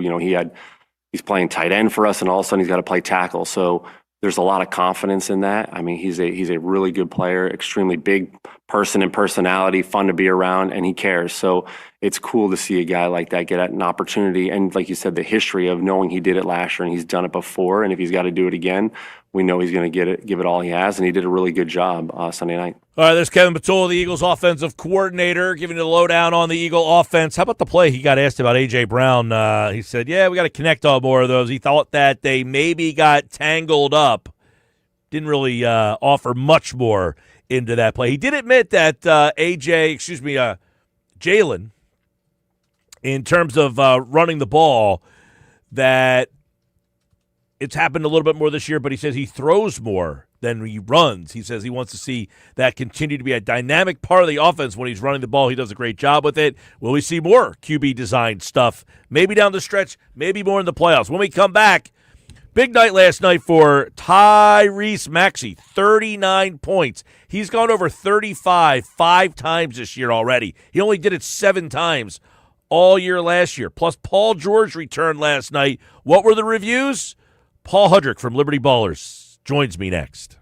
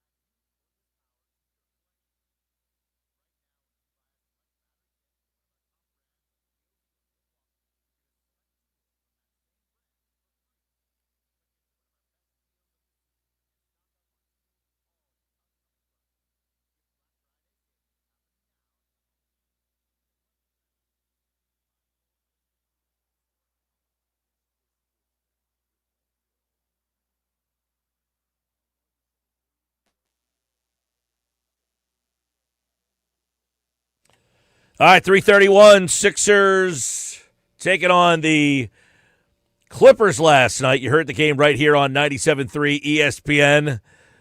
Let's take a listen to Tom McGinnis on the final call of how that game kind of ended last night. And it was an unbelievable moment in the game. Obviously, the Sixers are down the entire night. They've got to come clawing all the way back. They finally get the lead, and then a turnover from Maxey, a terrible turnover, just an awful pass that ends up turning the ball over. And then they turn the ball over on the inbounds play that set up this. Go Sixers by 2. Harden with a 3. A shot in the air. It's off to the right. Rebound Maxey, but it's knocked away. Harden gets it back. 2 seconds. Fires. It's long. No good. Harden miss. Sixers win. James Harden with 2 threes to win it, and the Sixers prevail. Final score 110-108. As heard on 97.3 ESPN, Tom McGinnis on the call as the Sixers end up holding off the Clippers last night, and they got a back-to-back coming up. We'll talk more about that right now. Paul Hudrick joins me from Liberty Ballers here on the Sports Bash Live 97.3 ESPN. Welcome back, Paul. What's going on, man? You know, just riding the Sixers wave right now. And right now we're good. We'll see about on Wednesday. Well, I'll tell you, the Friday night loss to the Pistons I thought was a terrible loss, and then you feel like that's the first one that leads to another bad one, and that's not a great Clippers team coming off the back-to-back. Now, the Sixers are missing guys, but they showed the fight last night, but 39 from Maxey. You got to start wondering, I just looked at the MVP odds. He's plus 4,000, but he is 5th in the MVP. He probably had to come from, I don't know where he started, but he's making a charge up this list that you might have to start taking him seriously. Well, I just saw a number that he is he tied Russell Westbrook for the fastest to 400 points and 100 assists in a season, and tying Russell Westbrook the year he won the MVP. And coincidentally enough, that Thunder team was also 8-5. So that's just a funny nugget. But yeah, I mean, look, he's been one of the best offensive players in the NBA. They are 8-5 because of Tyrese Maxey. I mean, really, look at it's been a revolving door of players. It seems like every time they get someone, they lose someone else. They're kind of mixing and matching as they go. The two constants really have been Maxey and Edgecombe, and Maxey has he has been their best player. He is their leader unquestionably. He's playing way too many minutes, but that's a whole other conversation. Yep. But yeah, I mean, look, it's 13 games, so small sample size, take that for what you will. But this is a guy, if he keeps this up over the course of the entire season and plays 65, 70-ish games, or more, this is a legitimate MVP candidate if he keeps playing at this level. Yeah, absolutely. I mean, and he's plus 4,000. That's why if you want to sprinkle some now, and then you'll thank me at the end of the year if he keeps going at this route. You talked about the minutes that he's played. I want to get your thoughts on where Edgecombe is. He had this great start to the season, where he's kind of settled into Grimes, and then the mystery of McCain. Yeah, starting with Max. Yeah, look, I get it. He's playing great. They're trying to win. They're down some guys. Nick Nurse is really riding him, and I get it's not, they played a lot of close games too. That's another fact. Like, they have not really had a lot of blowouts in either direction. They have not been blown out a bunch. They are not blowing anybody out. So, like, with that, it's been tougher. I get that.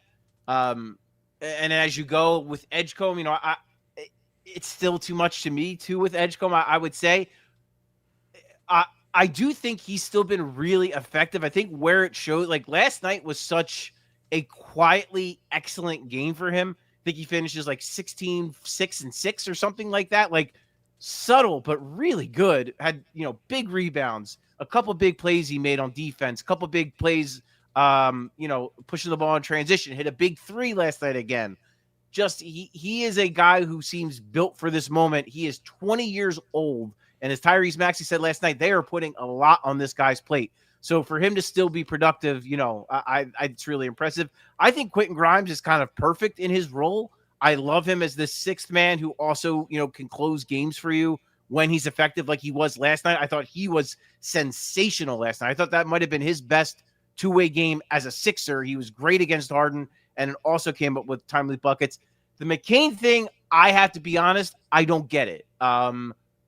This is a guy who is a supremely talented offensive basketball player. You have your starting backcourt playing 40 minutes a night.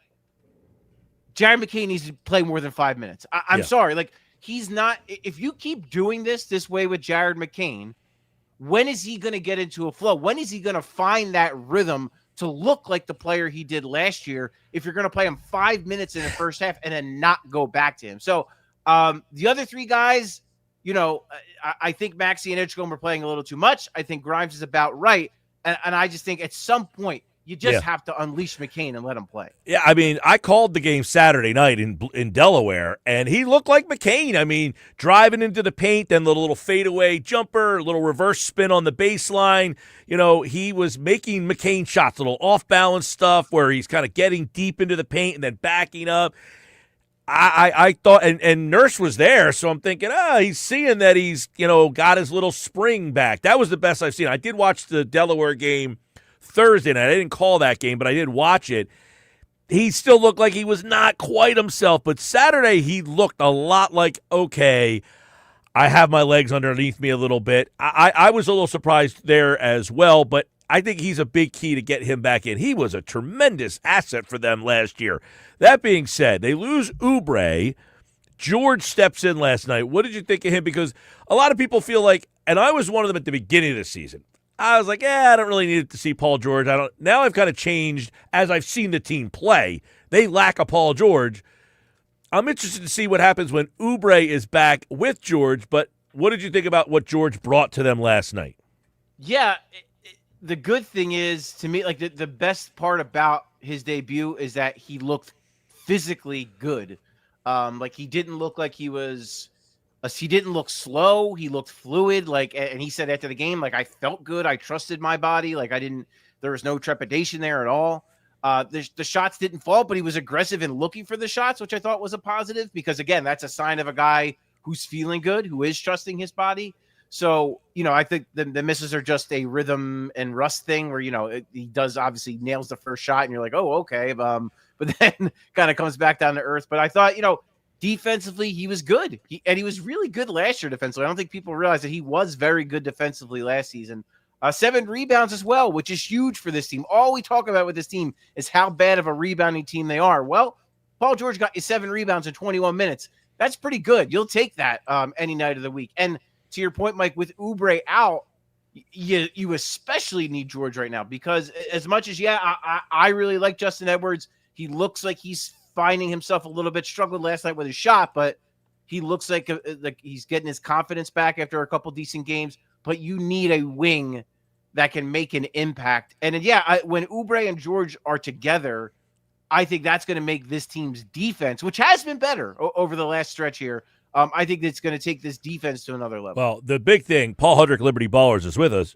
Edwards shows you what the team can look like when you have a guy at that position. The problem is his lack of consistency of being able to do that. You're hoping George can be a more consistent guy at that wing spot and do what Edwards did for you on Friday night where he's banging 5 threes and, you know, helping the team out as a secondary scorer. The big thing is I see Maxey late in these games. I think he gets a little out of control taking some bad shots, and it's almost like, well, do I really trust Justin Edwards? Is VJ ready? I got to do it. I think he might say, hey, Paul can help me out in this situation. And, of course, when Joel's back. And that's why people are like, I don't like Joel. I don't need to see him. I don't need to see Paul. But I think a guy like Maxey knows that those two guys in crunch time can take the burden off of him. It's not even about taking the burden off of him as in, like, they need to have the ball. It's as in the attention. Exactly. The gravity. You can't focus in on Maxey when you have Paul George on the wing and you have Joel Embiid on the block. Like, you need to people can say whatever they want about those two players. When they are on the court, right, the other team has to account for them, and they have to account for them in a big way. So just that gravity and attention alone is going to make the offense better and has the potential to unbelievably maybe even make Maxey better. It'll make his reads. It'll make his reads easier because teams won't be able to collapse on him as much. And also, yes, at times it will be maybe Maxey has an off night. Okay, Paul, you take over. Okay, Joel, you take over. Like, it's kind of it's the hierarchies maybe like flipping a little bit from maybe what we thought it was going to be last year. But I think the evidence speaks for itself when you see where Maxey is and how he's playing, that those other guys are just going to have to fit in now. That's the thing. In the past, if Joel didn't score 28 to 35, you lost. You brought Paul here with the thought that he could score 22 to 24 as the secondary guy. That never happened. Now, can Paul George score 28 once every other week? Can Joel score 35 once every other week? And it looks like Tyrese, I'll take the L on this. I said I would have traded Tyrese for Lillard because my question was, is Tyrese Maxey going to average 30 a game? And I'm like, there's no way he's going to be a 30-point-a-game scorer. I was wrong. But at that time, where Joel was and where Maxey was, I'm thinking Lillard and Joel give you a better shot to take your chance in a small window. Now you have Maxey, who has grown into this role. The problem is Joel's not ready to hold up his end of the bargain, it seems like. But the fact that Maxey can score 28 to 32 a night, you don't need Joel to score that. You don't need Paul. Can they do it every once in a while? And then they have these other guys who can 14, 17, 18. But I'll tell you, the one guy who's really keeping this together is Drummond. 18 boards last night, double boards all week long. Where would they be without a guy that nobody wanted? Yeah, well, just to touch on the Maxey thing, I'll tell you, for me, Mike, his second year, they played the Raptors in the playoffs. I think he dropped 40 in game one. And that's when I kind of said to myself, like, I am not putting a ceiling on this kid. I don't know how good he can be. I just know he's good, and he's only going to get better, and I don't want to put a ceiling on him. So that's where I've kind of been with Tyrese for years now. We all just have such short memories. Everyone forgets about this dude going into Madison Square Garden in that game 5 and hitting that logo 3 to send that game to overtime. That was one of the most I get they lost the series, but that was one of the more special playoff performances I can remember a Sixers player having. That was super impressive. But yes, with Drummond, I mean, and look, I'll fully admit, I'll take the L on this one. I thought they got to trade Drummond. Like, they have to salary dump him, let a Dembona have some runway to be the backup center, maybe find a veteran guy, a free agent sign, like, I don't know, like a Precious Achiuwa or someone like that to kind of fill in the gap there. But yeah, they would be lost to that Andre Drummond right now. He has played really well. I think the biggest thing, Mike, is he's just healthy. He physically looks good. You know, he's lost weight. I think Nick Nurse says he thinks he lost like 20 pounds this offseason. I think he kind of had Gordy Jones, who's been covering the team for a million years, who writes for us, does such a great job. He talked to him after the one game he had, and Andre Drummond like basically said, like, I thought, man, like, this can't be it. Like, I can't be done. And he had those kind of basketball mortality conversations with himself. And I think that led to, you know, a kind of looking in the mirror moment of, okay, I need to get healthy. I need to be in the best shape of my life in order to, you know, preserve my career. And to his credit, he did exactly that. And he looks great. He added a 3-ball to the mix, which who knows how long that will last, but hey, he's making them now. And I mean, look, he was a stalemate with Zubac, who was a really good NBA center, an all-star caliber big, and he played into a stalemate. He was really, really good last night. Well, and I think most people were not all that excited about Oubre coming back either. And he's back, Drummond's back, they're a big part. And of course, you get George back, and now this Embiid thing. Any idea on? I know they're saying day to day. They have a back-to-back, and then they play on Saturday or Sunday against Miami. Do we think there's a game in there too, or I'm not sure. He practiced again in full today, so that's a positive. Is he wearing a blue jersey, a gray jersey? I don't know. Who knows? Yeah, I know. It's so funny how this is what we're reduced to. But yeah, I mean, look, I think to me, the fact that they're saying like, hey, it's just soreness, but we're sitting him anyway, I view that as a positive because last year they didn't do that. He just kind of played, and he was playing like it's funny because I look back at the game logs, and like he came back last year and he was playing like 30 minutes every night right away. And it's like, okay, I'm glad you learned. Like it seems like they're learning like some lessons here. Despite, and I get from his standpoint, he wants to play. He doesn't want the restrictions. He wants to play 35 minutes a night and help the team win. But I'm glad that they are finally finally saving him from himself, protecting him from himself, and saying, listen, your knee's sore. It's not worth it. Let the soreness go away, and then you can play again. So, no, I do think it is a day-to-day situation. For the most part, they've been, compared to last year, they've been way more transparent about injuries, especially when it comes to Joel. So I think he probably plays one of the games of the back-to-back. Which one, I don't know. But I could see him certainly playing one of those games. All right, tomorrow night right here on 97.3 ESPN Toronto, then Milwaukee on Thursday. Sunday, it's the Heat. You can listen to those games on 97.3 ESPN. I think the Sunday game will be on Rock 104.1. And, of course, Paul Hudrick over at Liberty Ballers has all the coverage of the Sixers season. You can check him out at Paul Hudrick on the Twitter X platform. All right, Paul, thanks, man. You got it, man. Anytime. There he is, Paul Hudrick, everybody. Checking in on the Sixers, who won last night against the Clippers. You heard that game on 97.3 ESPN. All right, when we come back, we got today's Unsportsmanlike Moment of the Day. That is next here on the Sports Bash.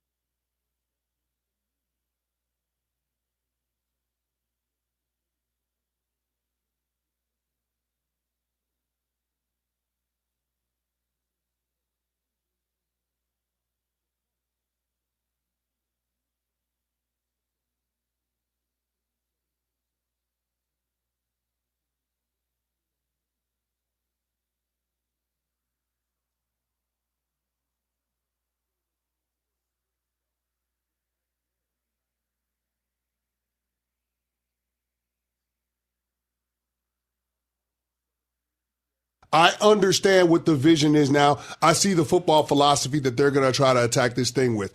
And if you close your eyes or if you squint from a roster construction standpoint, the Dallas Cowboys look very similar to the Philadelphia Eagles. What? Very similar to the Philadelphia Eagles. Yeah. Top 10 quarterback, 2 dynamic receivers, first and second round draft picks all over the offensive line, 3 really good defensive tackles, a rangy linebacker, a linebacker that specializes in communication, a pretty good corner. Deron Bland was all-pro corner once upon a time. They're not there yet. They don't have the Saquon Barkley. But, I mean, if you squint, you can see concepts of a plan when it comes to the Dallas Cowboys. Chris Canty, Unsportsmanlike. It's your Unsportsmanlike moment of the day, brought to you by White Horse RV. Your RV adventure starts here. Is he wrong? Is Canty wrong? Do the Cowboys resemble the Philadelphia Eagles? Is Jerry Jones trying to emulate Howie Roseman? Built through the offensive line. He's got his 2 receivers, CeeDee Lamb. Pickens he trades for. The Eagles drafted Devontae Smith, traded for A.J. Brown, just like the Cowboys followed up with. They drafted offensive linemen the last year in the draft. They loaded up there. The quarterback, Dak Prescott, not a first-round pick, not a high first pick. Got a guy they got deeper in the draft, much like Jalen Hurts. They traded to go get added beef at defensive tackle. Is Jerry Jones trying to emulate Howie Roseman? I like what Canty said. If you squint. If you squint. Maybe. But one team is 8-2. The other was 4-5-1. They still got a ways to go to emulate what the Philadelphia Eagles. Now they got to hit on these guys, too. Some of these offensive linemen need to work out. You talk about Quinnen Williams. Is he their Jalen Carter? Who's their Jordan Davis? Who is their version right now of Jalen Phillips? We'll see. Should be fun. If the Cowboys score a lot of points, can the Eagles keep up with them? Find out on Sunday right here on 97.3 ESPN. All right, coming up, football at 4 is on the way. Adam Caplan's in the house. We'll get the latest updates on the Eagles and what is happening around this team as they finish up that that Sunday night win against the Detroit Lions. And, of course, this week against the Cowboys. You can hear the game on 97.3 ESPN. But first, there's your cue to call for this year's 99 Bottles Party. 99 Bottles! 609-573-3776. Caller number 7. This year's 99 Bottles Party is at Maynard's in Margate. They are this year's host for the biggest party of the year. Maynard's in Margate, 9306 Amherst Avenue. And caller 7, you are there. You've already won a pair of tickets. Every qualifier wins a prize. But what level of tickets is it? Is it Eagles Club Box tickets? Is it Sixers tickets? Flyers tickets? Concert tickets? You must be present to win. A week from tomorrow at Maynard's in Margate for this year's 99 Bottles Party, November 26th. Caller 7, good luck.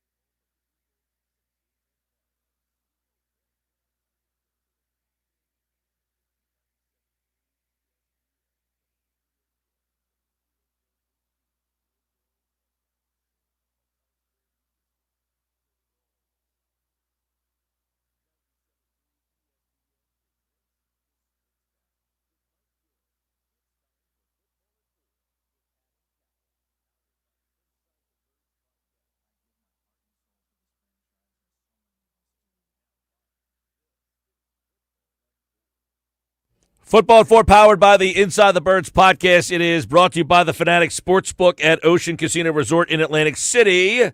Home of the Gallery, Bar, Book, and Games. The place to be this football season. Ocean Casino Resort. We were there yesterday. Great time as always. Got to stop out there sometime. Just watch a game there. Huge bar. Awesome spot. Check out the Fanatics Sportsbook at Ocean Casino Resort in Atlantic City. Adam Caplan's going to join us in just a couple of moments from now. Couple things. One, the news on Lane Johnson is, in my opinion, probably the worst news this Eagles team could get. I mean, if you were to say, hey, they lost insert name here, I don't know that there's one name that ever makes you feel worse than Lane Johnson.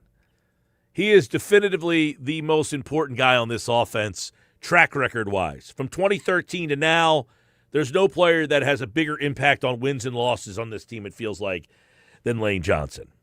2, when will Lane Johnson even return? They're saying 4 to 6 weeks. This is a Liz Frank sprain. You better hope it's a sprain, because if it's a Liz Frank, full-blown Liz Frank, he's done for the year. He ain't playing in the Super Bowl, nothing.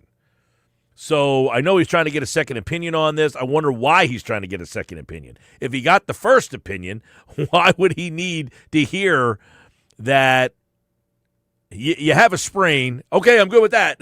I don't need any more information. No, obviously he's got to get that checked out. But this is the ramifications of a long career and all the injuries on Lane and possibly starting to break down a little bit. I hate to see it. I hate to, I hope that he's able to come back and play meaningful snaps this season. How will Fred Johnson fare in his spot? That is something that we'll discuss with Adam Caplan here. We'll get Adam's power rankings after the 11th week of the season as the Eagles head into Dallas week. Where are the Cowboys? Are they in his top of the power rankings now? They looked good last night, the Dallas Cowboys. I got to give them that credit. They did look pretty good last night, and we'll discuss that with Adam Caplan here on the Sports Best. And listen, the caveat of the Cowboys looking good is they played against a half-ass Raiders team. That team stinks. But I will give you credit for going on the road and beating up on a team that you should beat up. I hate when people say, well, you only beat this team. Look what the Giants did to the Eagles this year. Never take for granted going on the road and winning a football game. 609-403-0973. Some text messages coming in, but right now, Adam Caplan for today's Football at 4 from the Inside the Birds podcast, InsideTheBirds.com.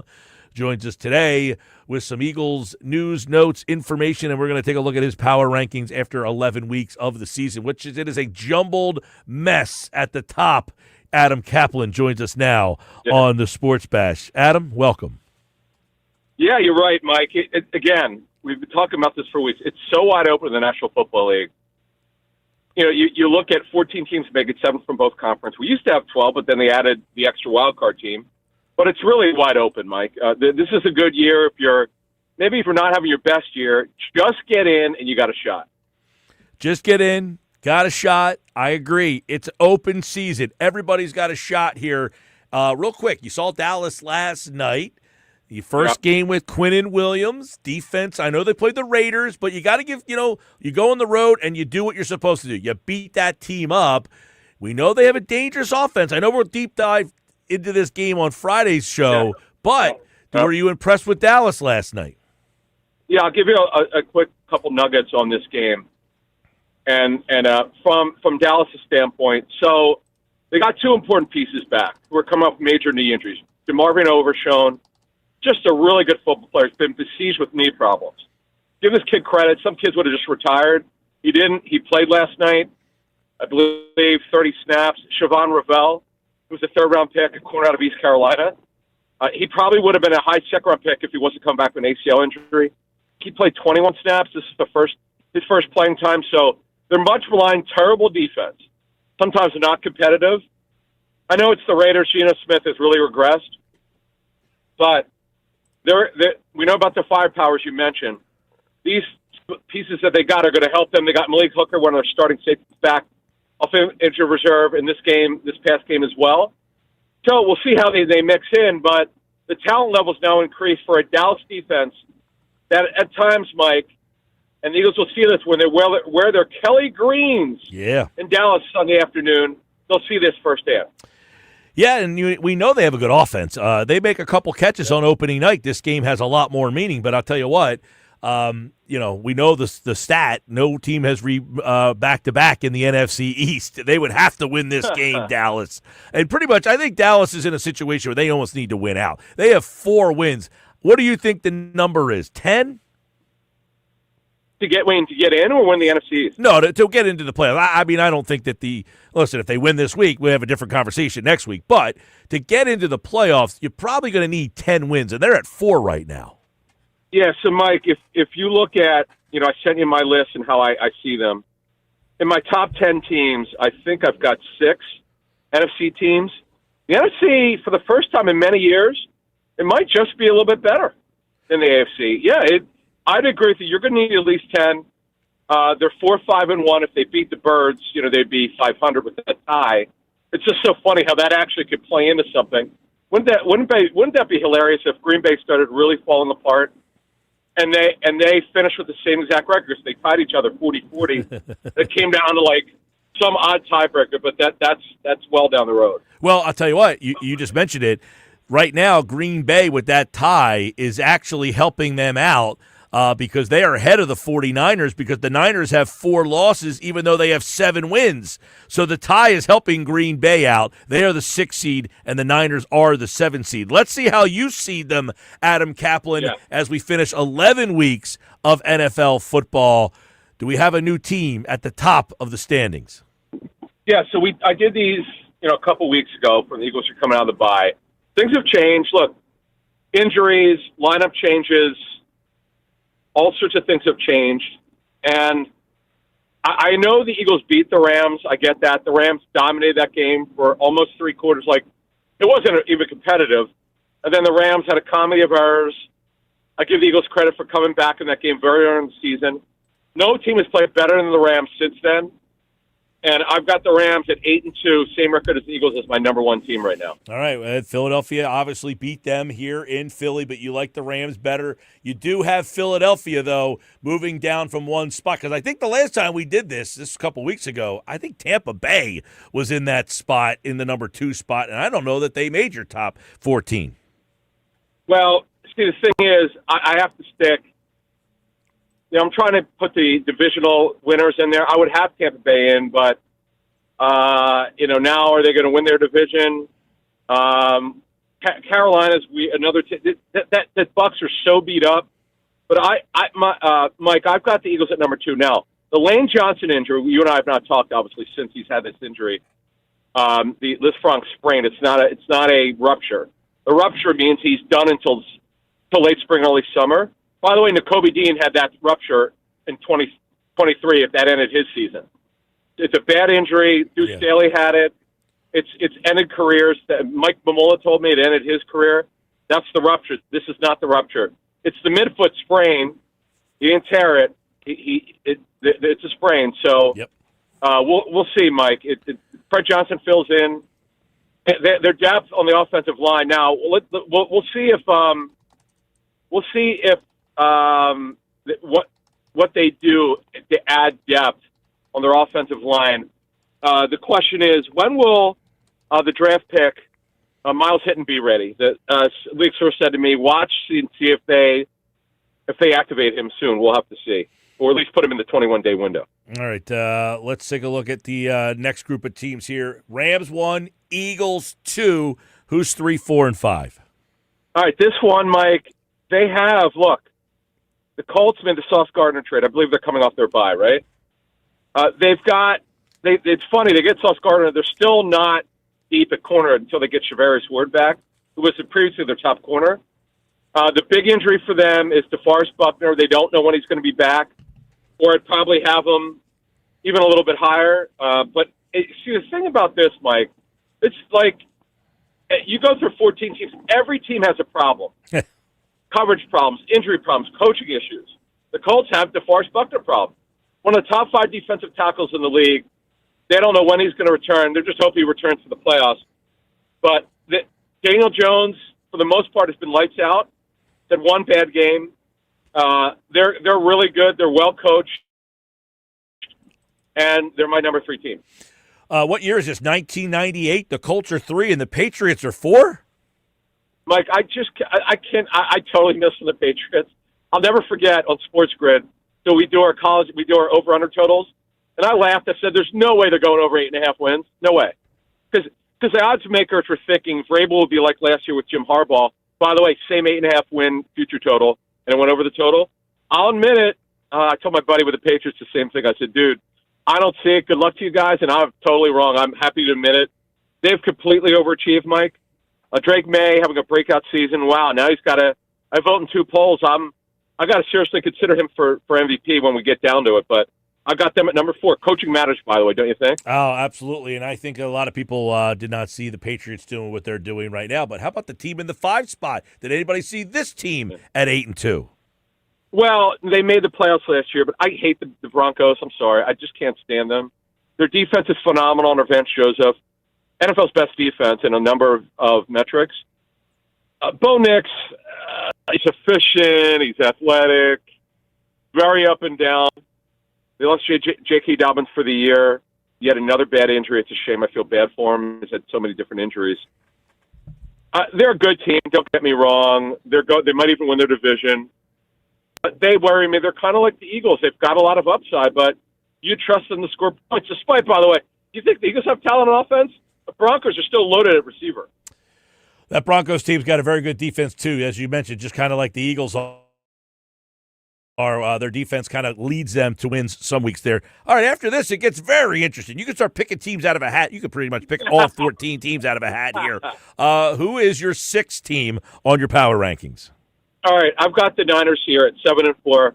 Brock Purdy's back. They dominated. By the way, that point spread, I laughed. I said this on Sports Grid. One of the worst lines I've seen all year.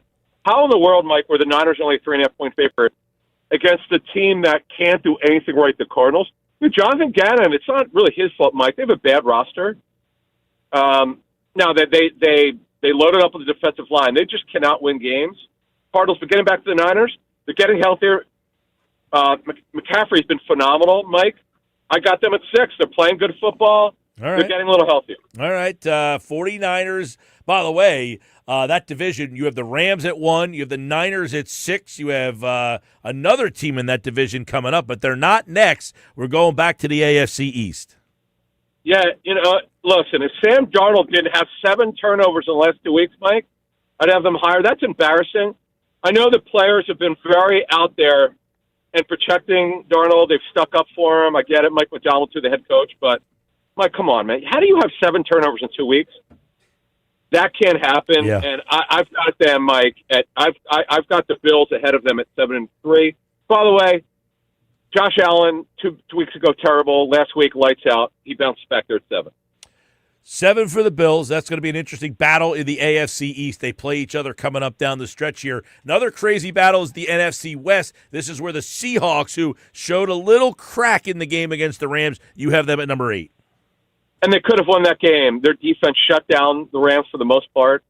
They hung in there, but then Darnold was a turnover machine with 4 turnovers. I've got them at 7-3. Their defense is top 3 in the National Football League. If Darnold would stop turning it over, they might actually. They're a team that can make a run in the NFC if they can stop turning it over. Yeah, they turned it over, and the Darnold people back out there saying, "See, when a big game happens, that's what you get." Yeah. Packers number 9, 6-3-1, and by the way, the Bears are the leaders in the NFC North right now. Bad division, right? Well, let's put it this way: the line. We'll get to lines in a minute. The Packers now, here's where the Packers, they just have to get in. They'll get Josh Jacobs back for the playoffs. He's week to week with a knee injury. They've got a couple injuries they've got to get through. That's not going to be good, not having Josh Jacobs, because Matt LaFleur is Mr. Balance. We have to run the football. He tries to run way too much. That hurts them. Their defense has got some injuries, but I've got them at 9. They are 6-3-1. I give them credit for winning last week, but they're starting to come back to earth a little bit. And then the Lions, so right there, that division, Packers-Lions, but the Bears not in there, but you like the Lions better than the Bears. I do. The Bears are beat up in the secondary. Jalen Johnson, who's terrific. He's been missed most of the season, one of the top corners in the league. The nickel corner, Kyler Gordon's been out. they're winning dangerously. They're not that good. They're kind of fun to watch. Of course, they play the Eagles on Black Friday here in Philly, which is going to be crazy on a Friday. Yep, 3 I've o'clock. got the Lions at 10, Mike. Yep, I got the Lions at 6-4. They just have to get healthy. Their cornerback situation is decimated. They'll be healthier for the playoffs. Let's look at it that way. All right, these last 4 teams, looking at 2 of them that are not even in the playoff field as we speak, including I know. By the way, the Lions are also not in the playoffs if they started today as well. Number 11, Baltimore. Mike, see, remember, it's projected, and we're not. The playoffs don't start now. So I've got the Ravens at 5-5. Only 4 teams since in the last 35 years have made the playoffs starting at 1-5. Andy Reid did it, and then I think I'm pretty certain they won 10 in a row after being 1-5 without looking. 2015, Andy's 3rd year. John Harbaugh's a great coach, Andy Reid disciple. I like them, and I'm going to put them in the playoffs. By the way, they're going to shock the world and probably win that division. Hey, listen, we have Who's In, Who's Out coming up at 5:30 tonight. The last 3 weeks, I have switched over. I agree with you. I picked the Ravens to win that division. And Aaron Rodgers out. We don't know how long. He's got a broken wrist, hand over there. All right, Chargers. Here's another one. I mean, the Eagles have no Lane Johnson. We know what their record is without him. But the Chargers have been a disaster with this offensive line. Yeah, both tackles are out for the season. Becton has not played quite as well as he did last year. He's been hurt a little bit, but they're 7-4. 2 weeks great win. They hammered the Steelers. I think they were emotionally spent. They got to Jacksonville on a Friday to get used to the time difference, 3 hours. It didn't help. They got blown out. They got smashed. They're really well coached. They got smoked and embarrassed by a mediocre Jaguars team. Although the Jaguars defense is pretty good. I got the Chargers at 12 at 7-4. And the Chargers got smoked by the Jazz, but you still like them better than the Jags. Yeah, I do. I get that. See, I don't look at power ranks. When I used to do them for FoxSports.com, this team beat that team, so they can't be higher. I don't do that.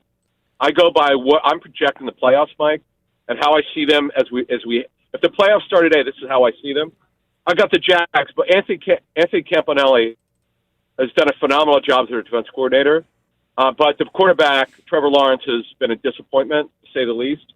I have them at 6-4, but they do have some upside at 13. I have them. All right, and then the final playoff team. Oh, yeah. Who we got? I've got it, and listen, I'm very disappointed in the Chiefs this season. I can't believe it. What's funny is, I wanted to pick the Chargers over the Chiefs, and I changed it the last minute before I had to turn my picks in to start the season, Mike.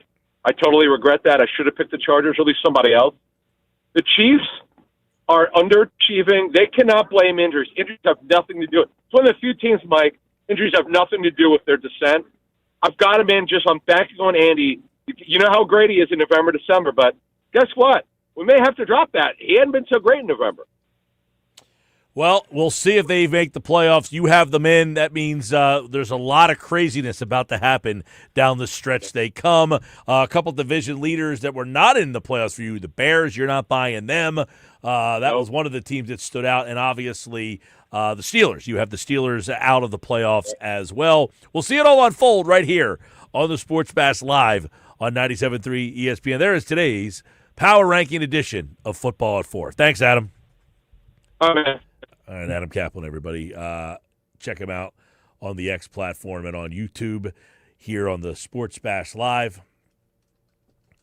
So those are his playoff power ranking projections. We'll do who's in, who's out a little bit later on tonight, and I'll have my 14 NFL playoff teams as well. I'll tell you, you try playing this game every week, who's in, who's out. It's hard, man. It's hard to figure out who these playoff teams are going to be. It's not like, there's so much parity in this league, so it's really hard to figure out who the playoff teams are. Bears lead that division right now. Think the Bears are going to win the North with Green Bay, Detroit? That would be crazy, right? What's that thing at the beginning of the year you do? There's a team that finishes last one year, and then the next year they finish in first. It's happened like every year for how many years? And you never see it. But which teams are in play for that? Is New England? They had to win like 3 games last year. I would think New England's in play for that. Chicago, did they finish in last year? They had to have finished last year, right? Chicago. I mean, Minnesota won 14 games. The Lions won 15 games. And Green Bay made the playoffs as well. So, yeah, the Lions had to finish in last place last year. Any other teams? I mean, right now, you got 2 teams that finished last year that are currently in first place, I believe, in their current divisions. And Tampa Bay made the playoffs. They're still in. Philadelphia won. Seattle did not finish in last. I think Arizona finished in last down there. So the Bears finished in last year, Yep. as you stated. Mm-hmm. The 49ers finished in last in the West last year. They got a shot to win the West. They do. I'm trying to look at just who was in last place. I mean, the Raiders, they stink. The Titans, they still stink. The Browns, they still stink. Patriots finished in last. Yeah, that was the other team I said. They had 3 wins last year, right? 4. 4, okay. They were 1 off. Sorry. Well, you have 2 teams that would fit that criteria right now that finished in last a year ago and would finish in first this year. It's happened how many straight years or something like that happened? I think it's pretty much ever since. At 4030973, a couple text messages. Josh is filling in for Nuggets today. Nuggets is sick. Yeah. Texted me last night, said he wasn't feeling great. Texted me early this morning, says, I'm out. Yeah, he texted me early this morning, and I'll read you the text because there's nothing more Nick Nuggets than this when he texted me this morning. He said, hey, I feel absolutely awful. No Nuggets today. I'm on my way to patient care. I was like, hope you feel better, buddy. Yeah. By the way, some news on the Phillies. Apparently the Phillies are shopping Nick Castellanos, and they have no takers. Shocking. Meanwhile, I got a trade of 5 for 3, which this isn't fantasy sports. They're not trading 5 trash bags. Any trade that involves Nick Castellanos, Brandon Marsh, Otto, what are we doing here? Nick Castellanos has 0 value. Nobody wants him. Apparently, the Phillies have called around trying to find a taker for Nick Castellanos. They have no takers. They're going to cut him. That's what's going to happen with him. Don't include him in any trades. I can't take them seriously. I'm sorry. All right, coming up, today's version of the Nuggets is going to be, what are we going with? Henning's hummus, Josh's broccoli. You got anything else? Josh's jerky. Josh's jerky, that's a good one. Josh likes the beef jerky. Maybe that's it, the jerky. All right. You like that one? It's a good one. No Nuggets today. Going with beef jerky. That's next. Stick around. 99 bottles. Another chance for you to qualify. Let's see who the qualifier was this past hour. Ryan in Rio Grande. He was in the 2 o'clock hour. I didn't get the last one. Bad job by you. Yep. I'll tell you who the qualifier was. Coming up, plus one thought every game. Casey Joyner a little bit later on as well. John and Cape May Courthouse. John and Cape May Courthouse. We'll see you at Maynard's and Margate. More Sports Bash coming up.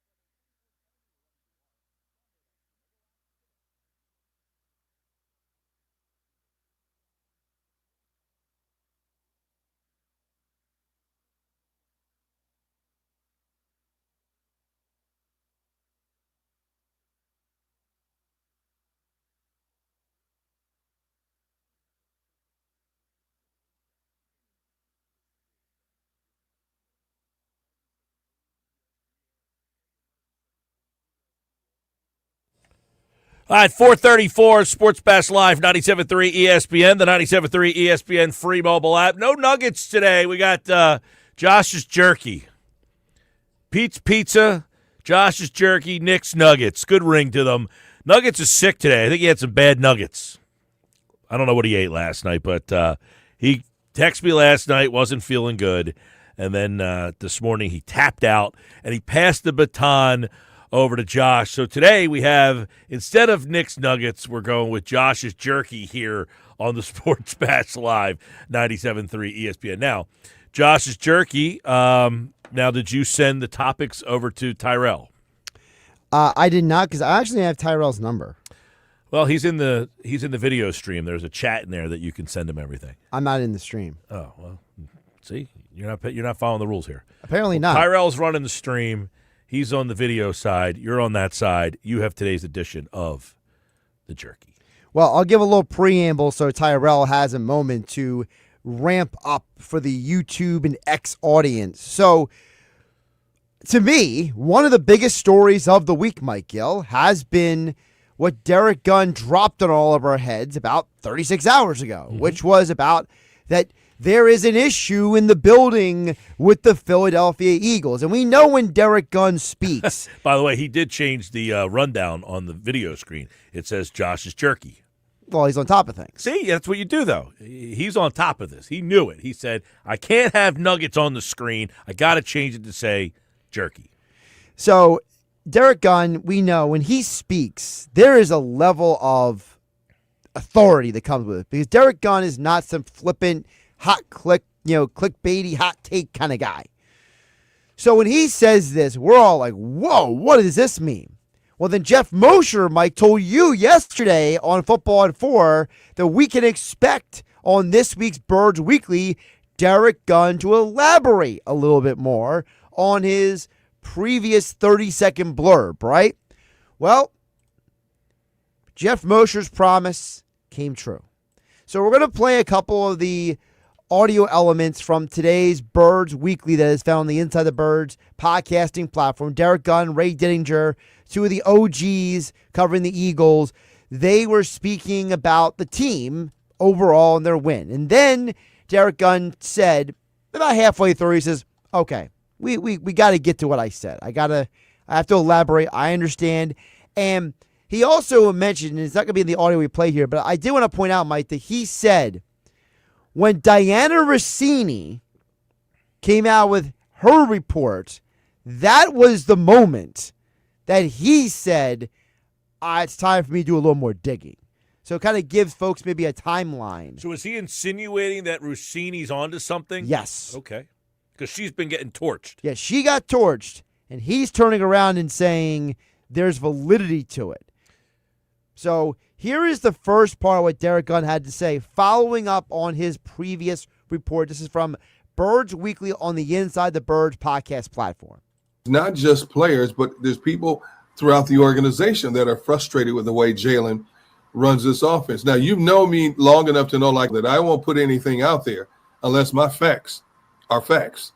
And so I've been sitting on this for a while, and Diana put it out there first. I said, okay, it's time to talk about this. But there are a number of players that are thoroughly frustrated with the way Jalen has run, or lack thereof, run the offense.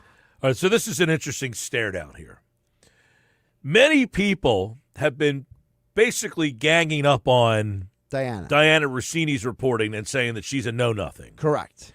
Here's Derek Gunn, one of the most respected Eagle insiders there is. And Eagle fans, when he speaks, generally do not have a negative thing to say about him. Exactly. Now what?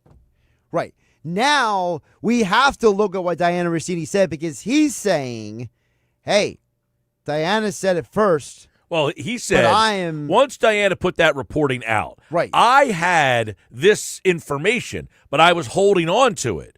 Once she put that out there, I said, now I need to do a little bit more. He said, Derek Gunn said, I need to do a little bit more digging. Right. Because of what she put out there. Correct. Her reporting was the basis of him doing more reporting. Exactly. And then he found this.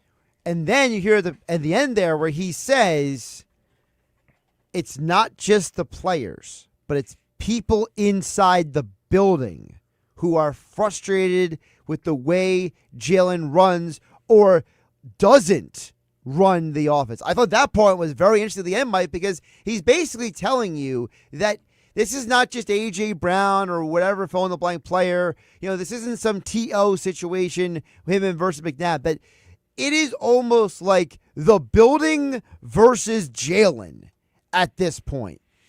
That is a pretty interesting dynamic, is it not? Well, and I think Jordan Mailata did his show last night, and he had said that it's, very disappointing that someone would leak something like this. And he didn't seem to indicate that he felt that way, just that he was disappointed that someone would leak that out. Well, that sounds cute, but at the end of the day, it did get leaked out, and you feeling disappointed doesn't fix the problem, Jordan Mailata. So let's get some more from Derek Gunn here. So more from Derek Gunn elaborating on his reporting. He's been talked to by coaches and other people in the organization. They practice the offense and getting ready for an opponent a certain way, but when the game comes around, those plays are not run the way they were practiced. And if you remember, if you go back to that Green Bay game, when he threw the bomb late in the game to AJ and he didn't catch it, we saw Nick Sirianni on the sideline screaming, "Why? Why?" And then Devontae Smith said in the postgame, well, number 1 and number 11 call that play, and whatever 1 and 11 wants, they get, and we just roll with it. This whole thing is because that whole why, I don't know that got dug in on deep enough. There's enough attention. Yeah, because he did get asked about it, and his answer was half-ass. But what are you going to get? You're not going to, he doesn't want to give you the answer. He says, oh, well, if we went through every little thing I said on the sideline and you matched it up, Right. we'd be doing this all day. No, it happened when that play happened. Right, literally when that play happened. And you heard what he also said about how they practice one way all week, and then in the game something else happens. And that goes back to the question a lot of people have asked, Mike, which is how much is Jalen audibling at the line? And this sounds like this information is leaning into the fact that they're practicing one game plan. But then in the midst of the game, Jalen is at the line audibling potentially out of plays maybe more often than we realized. I mean, who knows what kind of freedom he has at the line of scrimmage to do stuff like that. I mean, it sounds like he has maybe more than he should, because you heard Derek say that they're practicing one way all week. But then in the game, Jalen does something else. So if Jalen isn't even sticking with the game plan, now you're creating a dynamic where, hey, we practiced all week to attack this team a certain way, and now we're not doing it. And he said whatever 1 and 11 want, they get. This is insinuating that these guys are friendly, though. It almost seems, as Mosher talked about yesterday, they ain't friendly. Right, so which is it? Are they friendly or are they not friendly? That's the point, is whatever 1 and 11 want, they get. So you have one guy going to Patullo getting what he wants and the other guy override. I mean, This is, quite frankly, something you don't need on an 8-2 team that just won the Super Bowl. Not just that, but the fact that there's not just like we've been hearing from isolated players, right?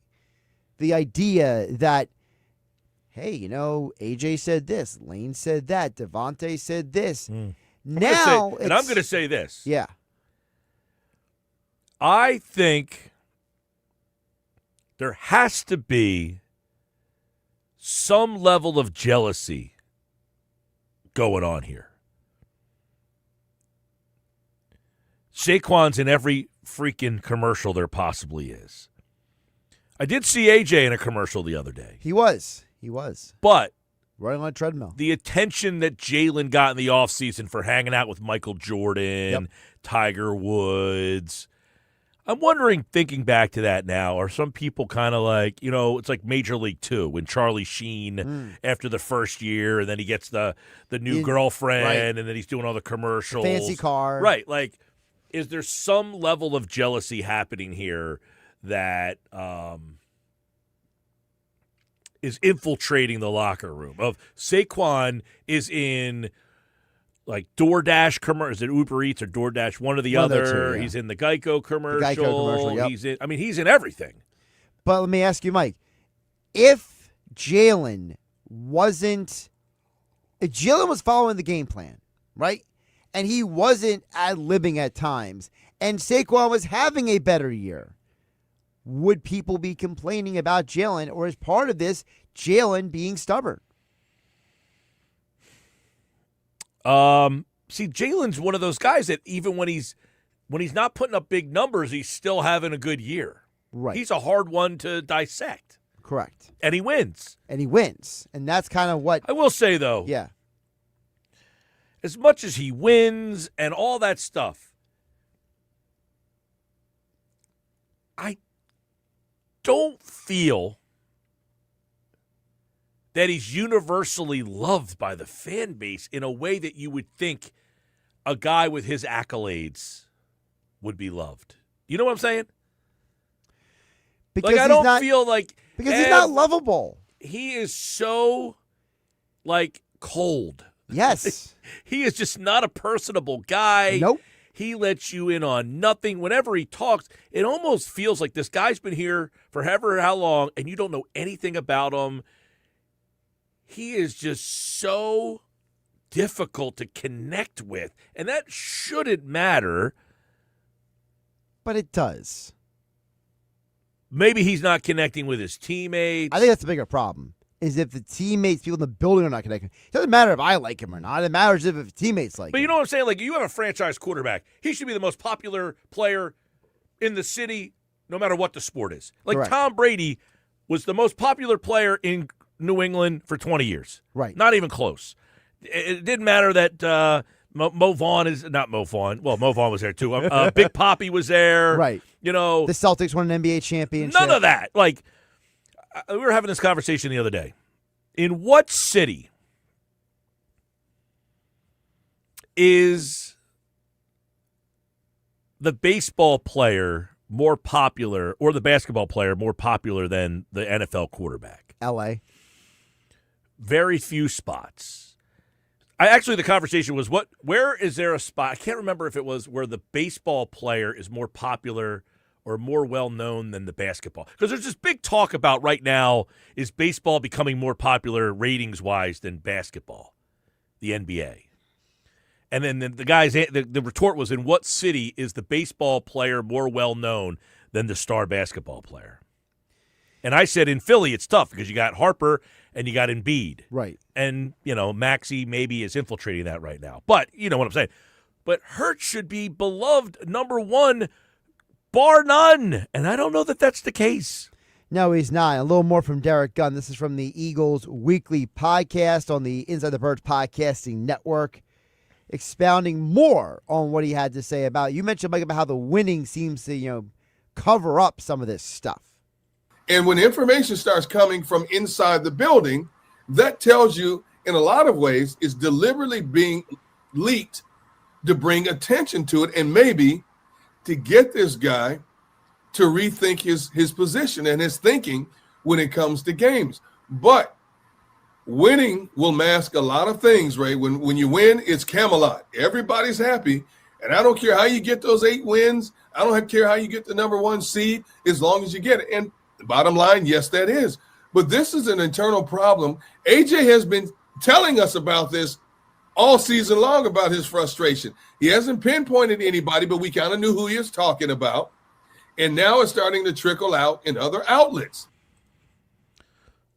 So what Gunn is saying there, it sounds like, is somebody strategically wanted this to get out, yes, so that maybe Jalen Hurts now got the message. Which I think is funny, though, because Jalen is infamous. Get the message from AJ, then I don't know if he's very bright. Well, what I was going to say is Jalen doesn't pay attention to social media. He's infamous for that. So it's like putting the information in the media, how is that getting to Jalen? Well, I mean, does he watch television? I mean, that's AJ went on after at his, well, I don't know. Does he sit and watch SportsCenter? I have no idea. I don't watch SportsCenter really either, so I don't know if this what was on SportsCenter and what wasn't. From what we know NFL about Live, from what we know about Jalen, from other interviews that have been done, He's not a consumer of media. And maybe that's... I would have to think somebody in his circle would say, hey, do you know what? Did you see what AJ said this week? To which I would say, is that part of the problem? Which is part of Jalen's obstinance, the fact that he's like, well, if he's got a problem, he can talk to me. And how many times has AJ said that he doesn't talk to Jalen on the sideline? Like, we've never seen those guys engage unless after a touchdown pass on the sideline. Listen, I think we talked about it yesterday with Mosher. I think their relationship is fractured. Yes. I don't know that they hate each other. They just might not have any relationship. I think that they are two individuals who work together. They've had success working together. But when the door closes at night at the office, they don't really have a relationship because I think they're two completely different human beings. Which, like, it's odd, but it's not. Like, there are people that I was very good friends with for a long time in my life who I never hear from anymore. But it doesn't mean if I see them or when something random comes up that you don't think of that person, then you text them. Right. You know, like my college roommates, some of those guys I haven't seen since 2000. And yet we text every day. I haven't seen some of those guys in going on 25 years. That's crazy to think. Like one of my roommates in college, I haven't seen him in 25 years, but we text literally every single day. Now, most of my roommates I have seen here or there, but like not all the time. But like when we see each other, it feels like we're in Morgantown. Like, hey, the same stupid jokes. I mean, all that stuff. But see, that the difference is that you developed a relationship. Yeah, before... but this guy's isn't he like, well, Jalen Hurts doesn't have kids. Nope. But, no, AJ has kids. AJ has kids. Jalen's the godfather of his children, though, right? Last time I checked. So, like, they had a relationship to that point where you would say, hey, you're the godfather of my child. Well, and that's why I don't know if the relationship is as bad off as some people say it is. But I do think that based on what Derek Gunn is saying, that there seems to be a lot of issues with and around Jalen that are not being handled by Jalen correctly. I would say Jalen, to me, is a tough guy to connect with. And now this is just from the outside. I don't know what he's like behind closed doors. Like Andy Reid, we heard what he was like behind closed doors, and then we saw him when he was the guy, injuries, behind closed doors. He was the class clown, though. Right. I don't know that that's Jalen's personality behind closed doors. I don't think he's that guy. So what I see from the exterior of Jalen Hurts is he's just a tough guy to connect with. He's so serious, and that's great for him to be that focused and that committed. And, but not everybody has that mentality, and it's hard for other people to, like Michael Jordan was not well liked by his teammates. Yeah, I think the difference, though, is that between Jordan and Jalen is that Jordan's numbers allowed him to be a jerk. Well, not just that, but Jordan, before he became a jerk, earned a reputation. Jalen kind of feels like he hasn't really earned the reputation. I mean, all he's done is win. I mean, what more does he need to do? He's been to national... Not throw the ball deep to A.J. Brown on 4th and long. And still, I mean, he's won a Super Bowl. He's won the Super Bowl MVP. He's been to a Super Bowl. He's been to the national championship game. I mean, if you total his records from Alabama, Oklahoma, and Philadelphia, what's he, 150 games over 500? I mean, seriously. I mean... But I think people would feel differently about him if he just would function better in the offense. If this offense was efficient and functional and Jalen was hitting his points left and right, and no one would complain, right? Or maybe most people wouldn't complain. Well, this is Philadelphia. We always try to find something to complain about, True. I don't know what it is, but this offense is worth complaining about. 609-403-0973. 609-403-0973. Text messages next hour. Casey Joyner, One Thought, Every Game. That is coming up at 5 o'clock. But first,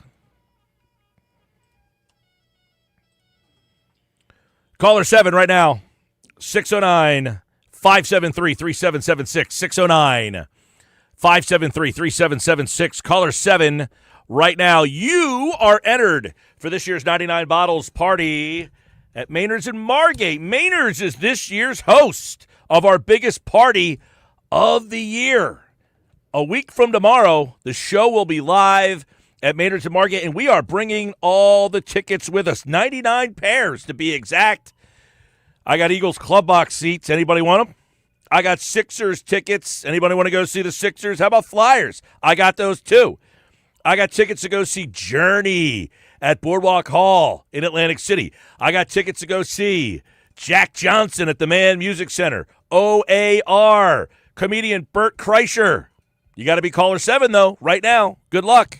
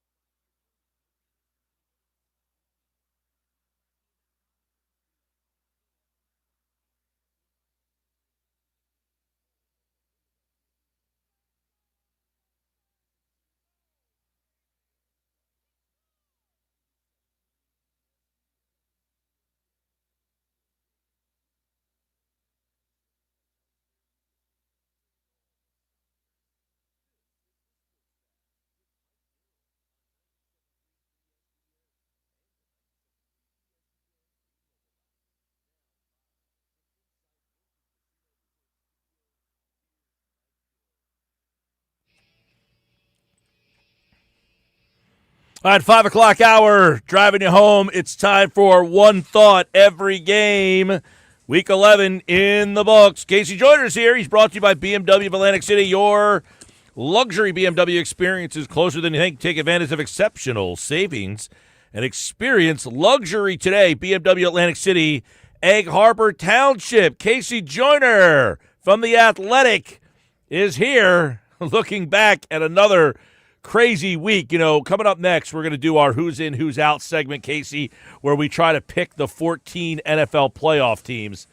I don't know that that's cleared up after what we've got so far, but we do have an Eagle win over the Lions. Not pretty, Casey Joyner. Let's look at the Eagles' offense first. Their defense, outstanding. What is the problem with this offense yet again? I can tell you what the problem isn't. Something I liked about what they were doing in this game is that they were doing a lot of creative things in the ground game.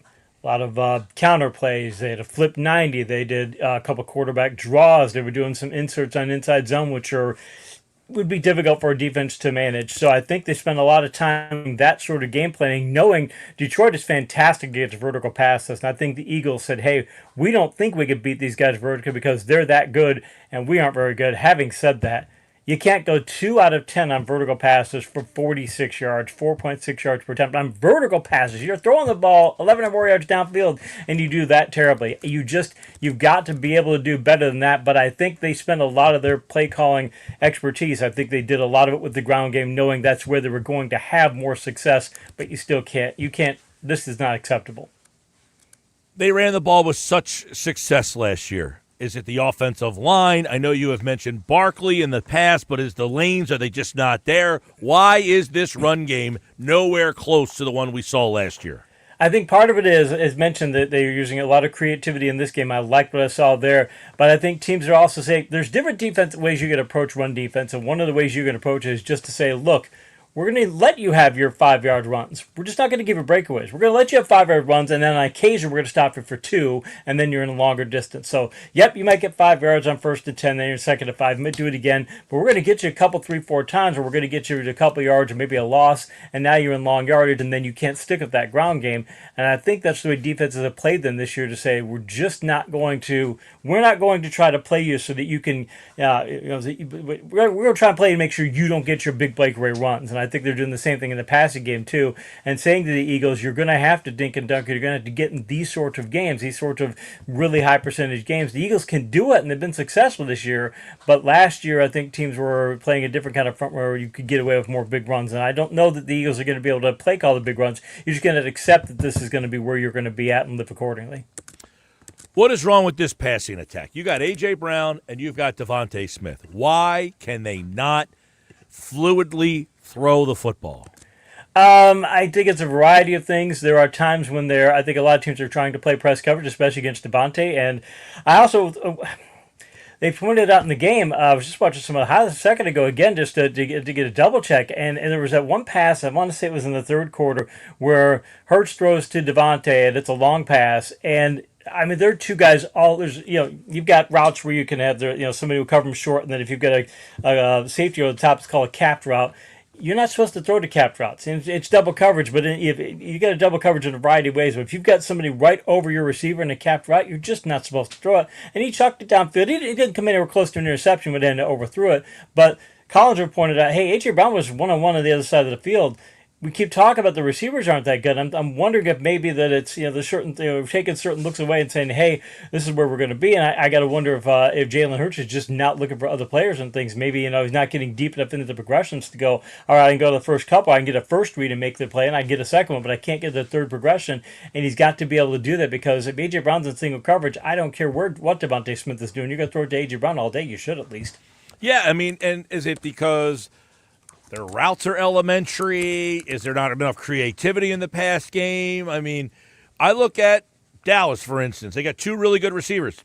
They both seem to be a big factor every single week. I look at Cincinnati and Chase and Higgins. They are consistently contributing to their offense. Is the pass game just so vanilla? Are you surprised watching them like, hey, there's a lot of plays here. Why aren't they making it? Or, hey, I can see why they aren't successful in the pass game. Their philosophy is to avoid turnovers. Their number one philosophy is we avoid turnovers. We avoid turnovers. We're going to win the game. That permeates through everything that they do. Mind you, hey, look, if you get the high percentage short passes, and again, they're 12-18 in short passes, but only 89 yards, 4.9 yards per attempt, so your short passing game, you should be around 6 in that category if you're going to do really well. 4.9 is just, it's below average. Not terrible, but it's really, you want to be better than that. But they did well enough in there. They did well enough running the ball. They've got a really good defense. You're going to win a lot of games that way, and I think their whole thing is, look, we're just not going to give you sacks. When we drop back, we don't want you sacking your quarterback, and we don't want to get turnovers. And we avoid those, we think we're going to win. They did that last year, and Kellen Moore is creative enough to work within that framework to say, because Kellen Moore is very good at saying, okay, I may be in that framework, but I can add a flare here and a flare there, and that's going to allow the offense to do some big things. With this offense, I don't think Petula's in that same boat. It's like, okay, look, I think he's going okay, you guys don't want me to get turned the ball over things, that's what I'm going to do. It's like, you can't. You've got to be more aggressive than this. And I don't think I think if you gave him an off season to figure it out and he could throw something that he could do it, but you can't change that in season. They are what they are. You look at this offense, is what it is, fixable, got 6 weeks left. I think this offense, I think you're going to have to be, this is not the 1990 Giants, don't get me wrong. But you can make it and you can win a Super Bowl if you have really good defense. And mind you, their defense is playing exceptionally well.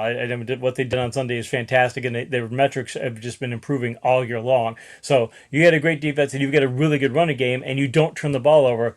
You still got a shot at winning a Super Bowl and things. It's just we got used to what they were last year, and I think the loss of Kellen Moore has been a lot bigger to this team than what people thought. Because if you take this offensive approach and you apply it to last year, the Eagles can still win the Super Bowl. You're just going to do it in quite the same way, and I think that's a big part of it is that the formula has changed. They can still be successful. Maybe we all just need to accept that this is what the Eagles are. They're going to be like those old school Giants teams, and they're going to be a smash mouth kind of football team, and that's just who they are. And you can have a lot of success with it, and you can enjoy the success. But when we try to expect what's happening last year, what happened last year, if that's the case, we're going to keep being disappointed because I think this is just who they are at this point.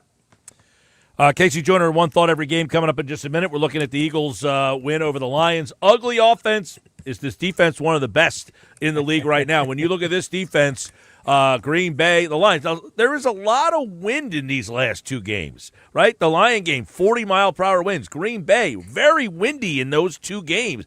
How much of a factor was that in the role? Now, the Eagles' defense is very good. No one's taking away that, but the wind had to have played a factor in why those two offenses look so inept. That's a big part of it. Yeah, absolutely. That if you've got that, there's only so much you could do.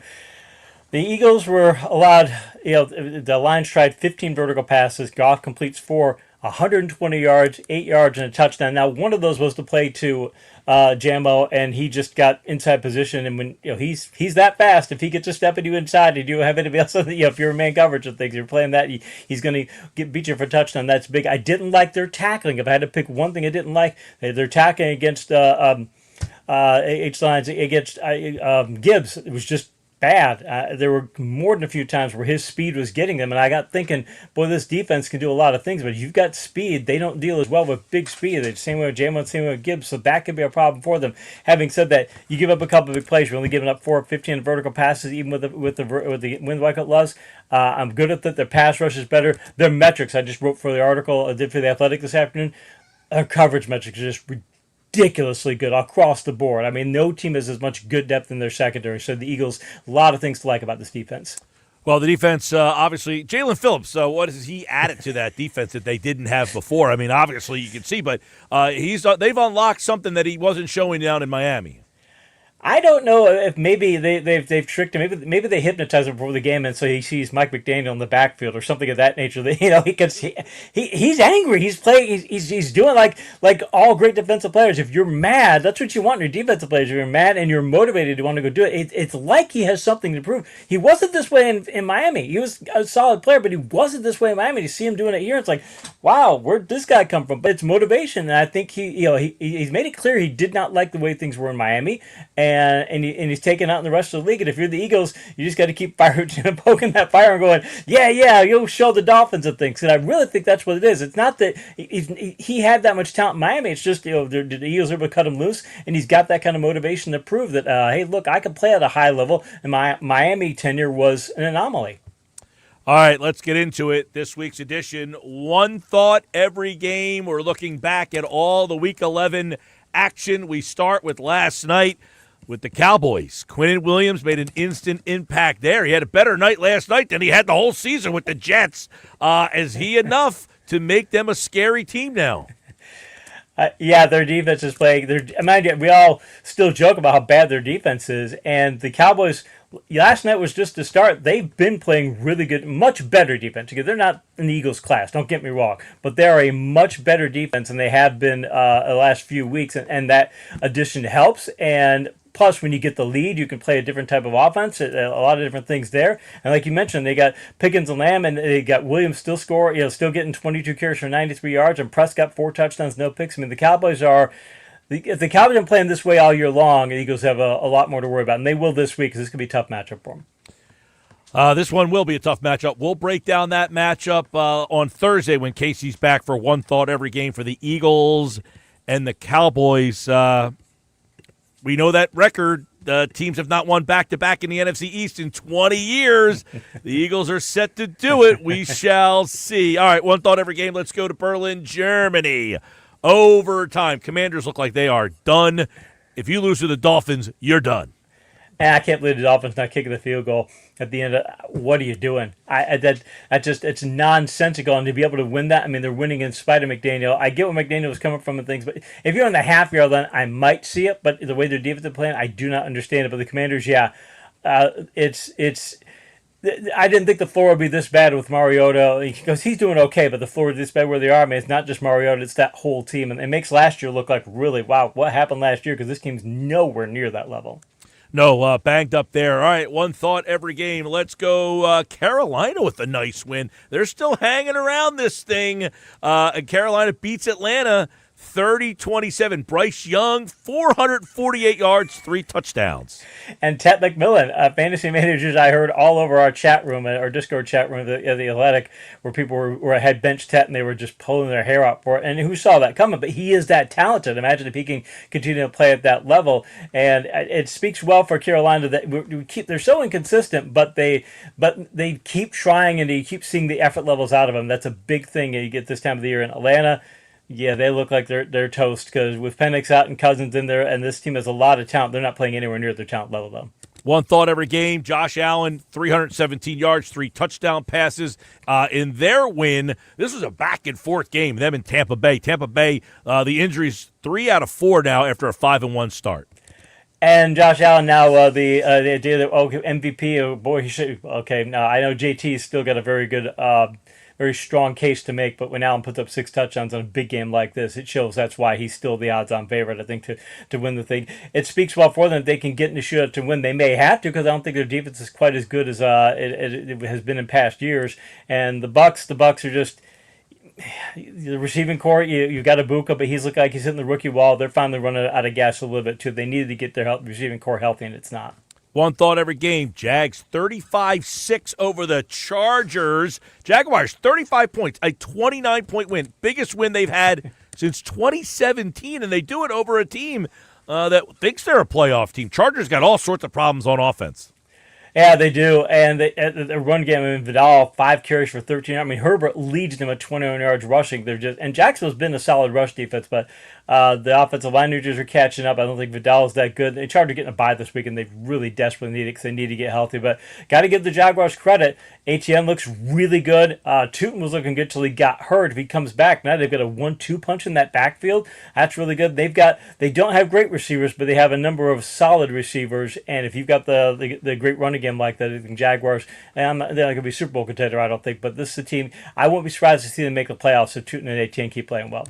We're talking about a Super Bowl contender here. Bears are now 7-3. Best 10-game start since 2018. They beat the Vikings 19-17.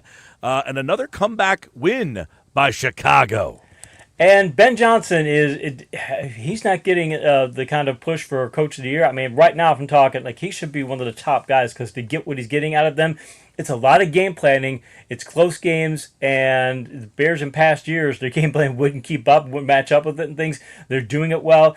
Williams only throws for 193 yards, no touchdowns, only 68.9 passer rating, and yet they play that well on defense. They get, they're not turning the ball over, doing a lot of things well there. I think Ben Johnson should be a coach of the year candidate right now. They are in first place, by the way, are the Bears in the NFC North. They'll be in Philadelphia on Black Friday. One thought every game, Packers scored touchdowns on all 4 red zone drives, and they needed it to beat the Giants. 27-20, the Packers. Yeah, Jameis only threw 1 pick for the Giants, so that's what kept them in the game because Jameis can throw a lot more than that, but he did fairly well. They're doing all right, but look at the Packers. They lose Jacobs. They still get good play of Emmanuel Wilson. Hopefully Jacobs will be back. If not, Wilson showed that he's not a great back, but he sets a high floor for who you can have as replacement and things. Love was knocked out, and Willis still threw a touchdown pass. I mean, again, the Packers... I mentioned coaching there for Ben Johnson. The Packers might be the best coach team in the league in the sense that they really don't beat themselves and they get the most out of their talent. There may not be another team in the league that does as well as they do in that point. Packers, they go on to win 6-3-1 are the Packers. The Bengals have allowed 27 or more points in 9 straight games. This is unbelievable. They lose 34-12 here. They're talking about getting Burrow back. Hey, can they get someone to play defense for this team? You know, Lou Anarumo is so happy in Indianapolis right now. He's got the team. It's potentially Super Bowl contender, and you knew how bad. Hey, look, if you're on defense, I've said 1,000 times. Bill Walsh used to say, on offense you can play car around personnel weaknesses. On defense, it's all about personnel. The Bengals just had terrible personnel, and when you do that, yep, you can have Mason Rudolph in there. You can have Warren. You can lose. The other team can lose its starting quarterback and its top running back and still put up 34 points. That's how bad the Bengals are. One thought every game. How about this one? Davis Mills, 2 game-winning drives 2 weeks in a row. This one's against the Titans, who lose again, 16-13 Texans. Titans are 1-9. It's their worst start through 10 games since 1994. Holy mackerel. All right, one thought every game. Let's go to the Niners and Cardinals, 41-22, and we finally saw a big effort there from Christian McCaffrey. Yeah, we did, and they needed it. 121 yards of scrimmage, and 3 touchdowns from him.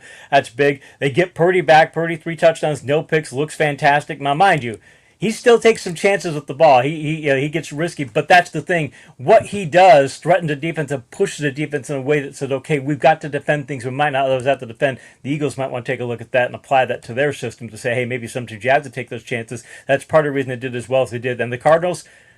The Titans are the worst team in the league. The Cardinals are fast closing in. They are that bad. I mean, if they're only 3-7, they got called for 17 penalties. It's the most penalties in their 106-year history. I mean, that's incredible to set a record for a 106-year history of a team. 17 penalties. They've never even called for that many before. They're terrible. One thought every game. This was maybe the game of the day, and it turned out to be a turnover fest. The Rams had 4 interceptions in the game. Sam Darnold, when pressured, was 5 of 11 for 34 yards with 4 interceptions, 3 of them when he was pressured, and the Rams win 21-19.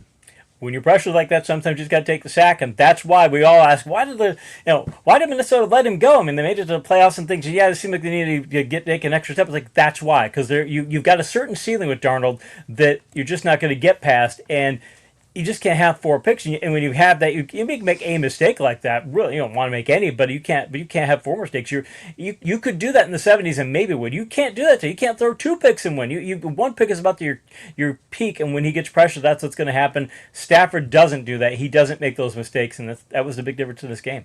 Nick Sirianni, 40-2 when the Eagles win the turnover battle. You just don't turn the ball over. You have a chance to win the game. Let's go to the Ravens beating the Browns. 4 straight win. They were 1-5, and now they're back. They win 23-16.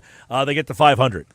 Their defense is playing well. Henry gets a $103, and they're doing very well on the ground. They had Mark Andrews that touchdown on the fake sneak play and all that. A really creative play. So he gets some creativity. Fake tush push. Yeah, fake tush push. Yep, there you go. And so you're getting the creativity in the ground game. Lamar, He got hurt and he came back and he's not looked the same. I don't know if maybe he still has the injury bothering him or if it's something else, but he's not what he was. But the Ravens are now taking that approach, and we got really good defense, really good ground game. He throws a couple picks, but they don't want Lamar Jackson. They'd love to have him be big plays, but they don't need him that big in their game. They're just trying to say, let's win with Lamar playing okay. So they're not going to make a Super Bowl and things, but it shows again how well they're coached because they see their weaknesses and realize them. In case you join us, one thought every game. Let's go to the Broncos. 8 straight wins, their longest single-season win streak since 2012. They won 11 in a row this year, but this one was big. They beat the Chiefs. They did, and the Chiefs come back. They get the Chelsea touchdown. It's like, okay, hey, it looks like they're going to win. And then the Broncos come back and score, get 2 field goals, including the one in regulation. They stay with it. And the Chiefs, I'm telling you, the Chiefs are terrible at certain parts of their coverage. Their running game is not very good. Their passing game is okay in some places. Not very. This is a B- team. This is not a great team. And I don't understand why they were a favorite going into this contest in the first place, a road favorite. They're not that good this year, and I think this loss really illustrated to people that's where they are in 2025. They are a favorite this week against the Colts as well, by the way. But it is at Arrowhead. This isn't a road favorite. They are at home, but they're a 3.5-point favorite against the Chiefs. Against the Colts.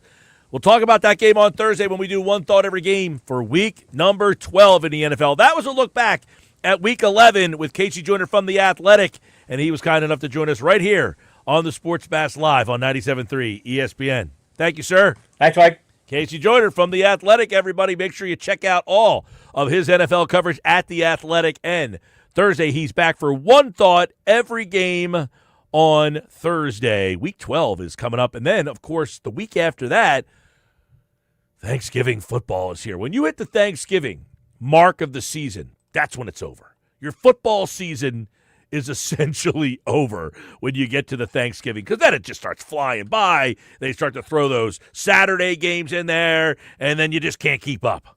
There's just too much happening. I'm not a big fan of the Saturday when they do that at the end of the year. I need my Saturday like Sans football. I like a college game. I'll get into a college game. But those NFL games, when they do that doubleheader on Saturday and there's meaning behind them, I feel like I have to focus. The college games, I don't have to focus as much. We don't do a lot of college in this area. People just aren't tied to a college team. So I don't have to focus on a play or watching certain people. I can just enjoy the game. You put these games on late in the year, especially at the Eagles. They might have a Saturday game late in the year this year. They're supposed to be against Washington. They have that game that's scheduled for either Saturday or Sunday. I don't want that game to be on a Saturday. No go on the Saturday games. No go on NFL Saturday games. More sports bats coming up. Hey, by the way, who we got? Chris in Seville. Chris in Seville was our latest qualifier for 99 bottles. We have another chance for you to qualify coming up in 30 minutes from now on the Sports Bash Live. And by the way, Casey Joyner, as always, brought to you by our friends at BMW of Atlantic City, where your luxury BMW experience is closer than you think. Take exceptional savings and experience luxury today. BMW of Atlantic City in Egg Harbor Township. When we come back, it's this week's edition. Who's in? Who's out? Which teams are making the NFL playoffs? Find out next.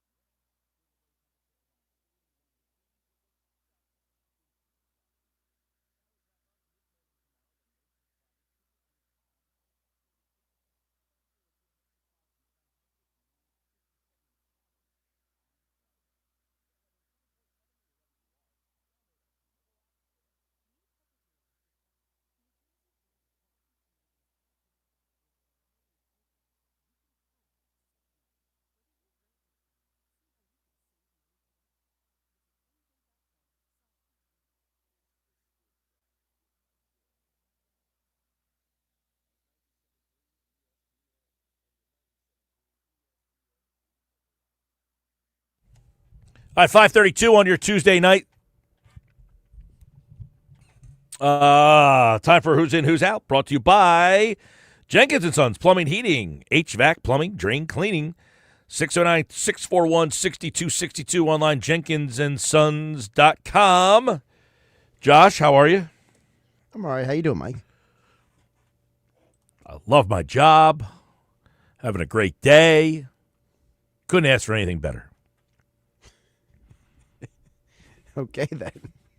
Yeah, I'm getting to talk about which 14 teams are making the playoffs this year. What could be worse than that?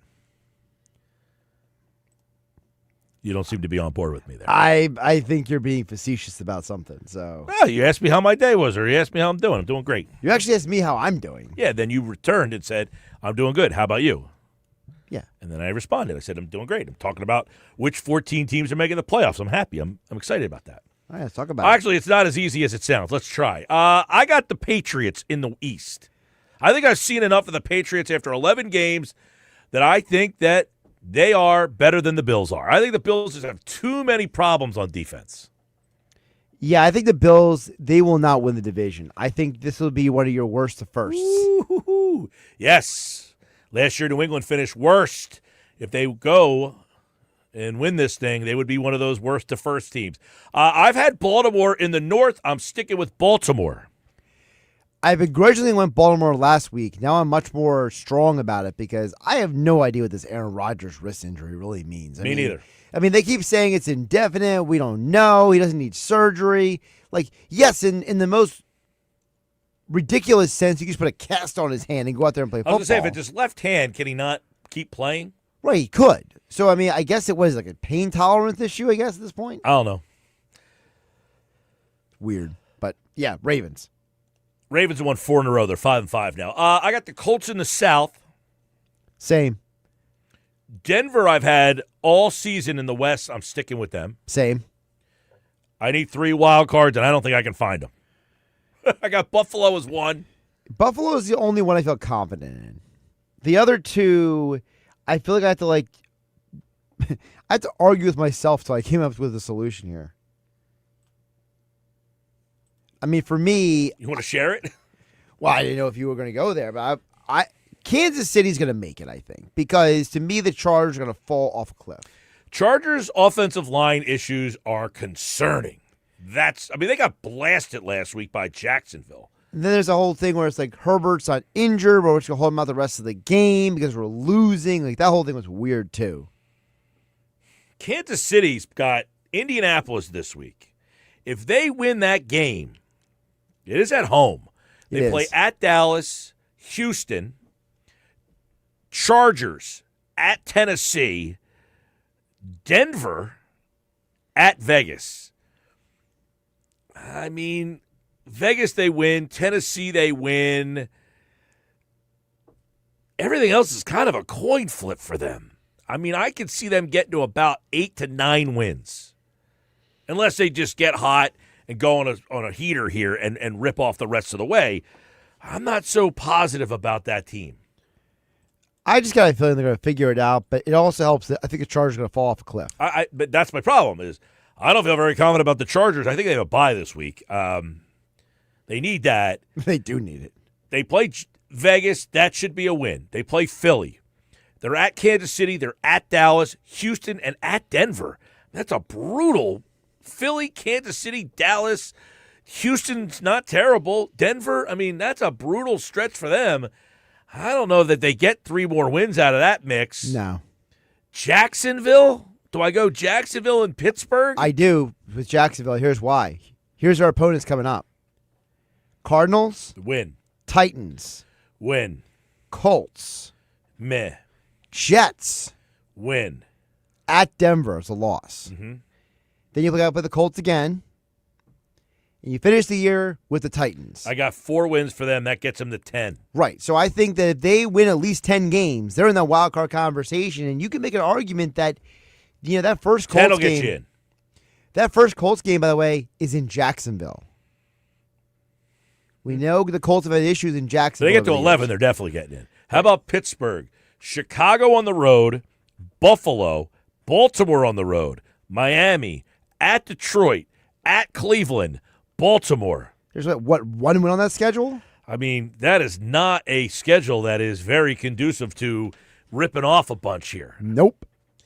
So, with all that, I'm going to go Kansas City. You see what I'm saying now? And Jacksonville. Yep, see? I convinced you. Kansas City and Jacksonville would be my last two.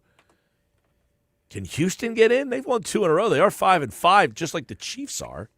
I think the problem with Houston is that without C.J. Stroud, they just look hapless at times. Won 2 in a row. They scored 36 points against Jacksonville last week. Yeah, but that was part of their defense. Their defense was getting turnovers, putting them in good field position. They play Buffalo. It's like at Davis Indy. Mills is driving down the field with like 90 yards for a play. They play Buffalo on Thursday night, at Indy, at Kansas City, Arizona, Vegas, at the Chargers, Indianapolis. I'll keep them out for now, but just asterisk them. All right, let's go to the NFC. Eagles. Yep. Lions. I got the Lions still over there. I don't. I'm getting real frisky here. I'm going Chicago. Wow. I They're don't still, have. By the way, they are a -6 on the season. I'm starting to get the feeling the Lions' injuries are catching up to them. And Green Bay, their offensive problems, I think. Look, they're lucky they played the Giants last week. They should have lost that game. And by the way, they made a great point during the broadcast and afterward. If Hyatt actually ran his route and didn't quit on it, that was a touchdown from Jameis to him. That game would have gone to overtime. Who knows what happens? So give me the Bears. All right, I got the Lions. You got the Bears. I got Tampa, although that is now getting – that thing is interesting. Tampa's lost 2 straight. I think they're 1-5. Not 1-5. I think they're 1-4 in their last 5. Yeah. And by the way, Carolina's now half a game behind. That's what I said. Do you have the gall to go in Carolina? I don't have Carolina as a division winner, but I might have them as a wild card. Okay. I want to see that. But I don't. And then I got the Rams. I've gone with the Rams since the start. I've never taken them off. I started going with the Rams a couple of weeks ago, and I'm stuck with them. I think the 49ers are starting to concern me. That's why I had them win the division initially, but now I got them falling off. All right, let's go to the wild cards. Yep. Seattle. I got them. San Fran. I have the Lions here. This last one's tough. I'm going Green Bay, and I'm going to go with them because of that tie. I think the tie will – think about it like this. Right now, they are 6-3-1. They are the 6th seed over San Fran, who has 7 wins, because of that stupid tie. And I think that tie might be the difference between them and, say, Carolina, Dallas, and any other freak show you want to put in there. So I got Seattle, Niners, Green Bay. And I'm not the biggest Green Bay fan. You know that. Here's why I'm not going Green Bay. Their schedule. Vikings at the Lions, the Bears, at the Broncos, at the Bears, the Ravens at the Vikings. Yeah, I remember last week keeping them out for that reason. Yeah, I can't go Green Bay either. It's tough, man. Can I read you off what Carolina's schedule at the end of the year is? Because this is where it gets interesting. Remember, Carolina beat Green Bay already. Carolina beat Green Bay, and they beat Dallas. So they would have the tiebreaker over both those teams. So here's Carolina. This is where it gets interesting. San Francisco. Don't like them there. Rams. Don't like them there. Bye week. They had the latest bye week of anybody. I didn't know there were still buys happening. There are. Then they finish the year with the Saints, the Bucks, the Seahawks come to Carolina. Don't like that game. And then the Bucks.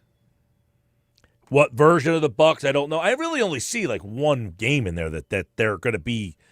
Although they've won games that you didn't think they should win. Exactly. I see 2 games at least they're going to win. I could totally see them winning one more, so that would get them to 9. Is 9 enough? No, I think you need 10. San Francisco's at 7. Seattle's at 7.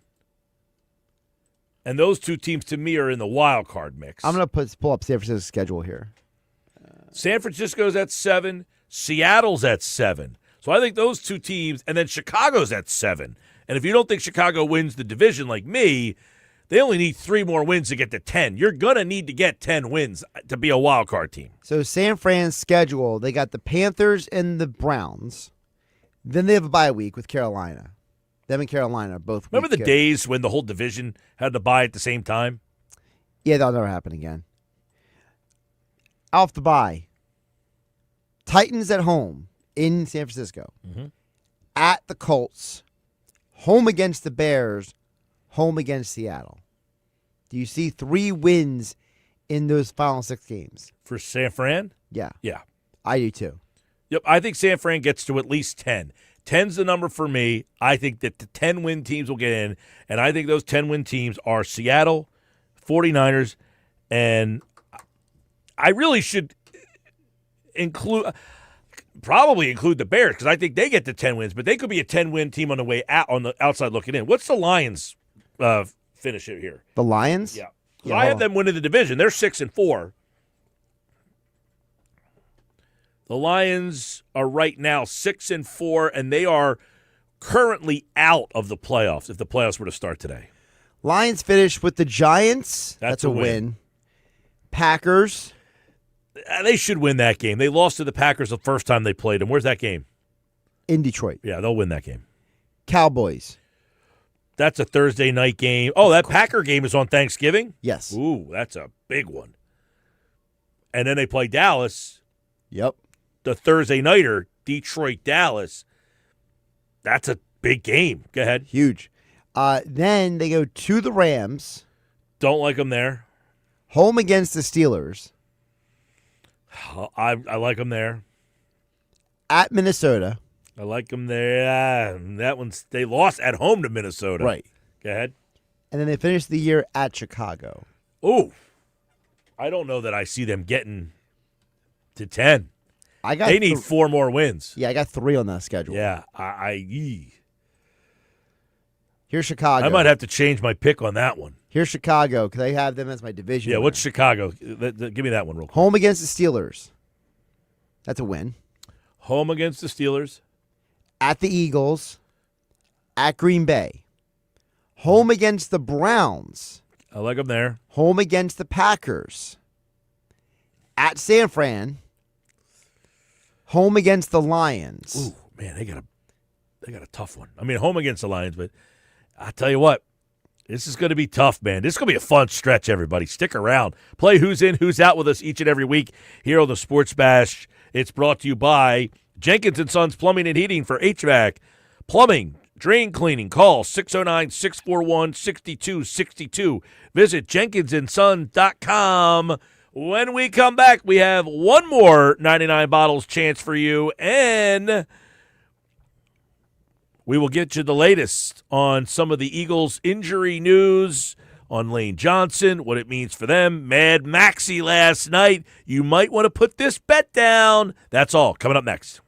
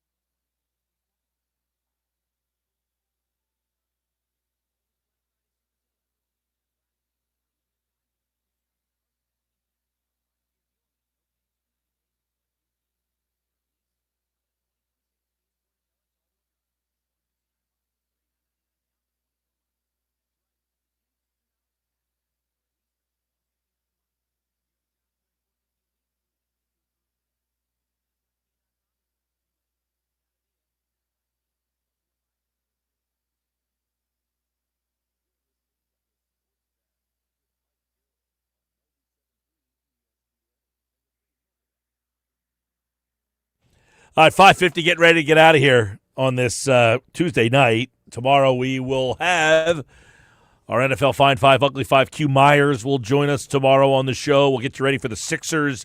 Get a little back-to-back. They play Toronto tomorrow night. By the way, wanted to throw this bet out at people. Tyrese Maxey. Tyrese Maxey is plus 4,000 for MVP. I'd get in on that now. I would too. Get in on that now. Thank me later. Plus 4,000. Look, if he keeps this up, I mean, he's got 35 or more points in 5 games this year. If he keeps this scoring up, and I'll tell you this we were talking about with Hudrick earlier. If Maxey can continue this, and he should be able to, and I'll tell you why. Because everybody's so hellbent on, you got to get rid of Embiid. Who needs Paul George? You know who needs those guys? Maxey. Yeah. Because those two guys, whether you like George or Maxey, or Embiid, they draw attention. And if the guy can't leave Embiid to go help with Maxey's going to score 30 a game. And I got to tell you, I'll take the L on this one. I said, I don't see Maxey being a 30-point-a-game scorer.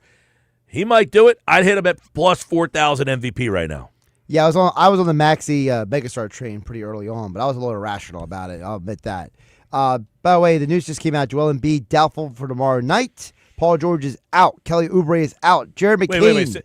Paul George is out? George is out. Oh, jeez. Oubre out. Embiid doubtful. McCain in. Well, I don't know. I don't know what they're doing, McCain. A little disheartening with McCain, only because I saw him play the other night and thought he looked really good. I thought, okay, he has a little bit of McCain in him, meaning little stuff that you saw from him last year, dribbling deep into the paint, pull up, fade away, down on the baseline, reverse spin, baseline jumper, good, that kind of stuff. So I'm a little confused by that. The George stuff I'm a little disappointed by.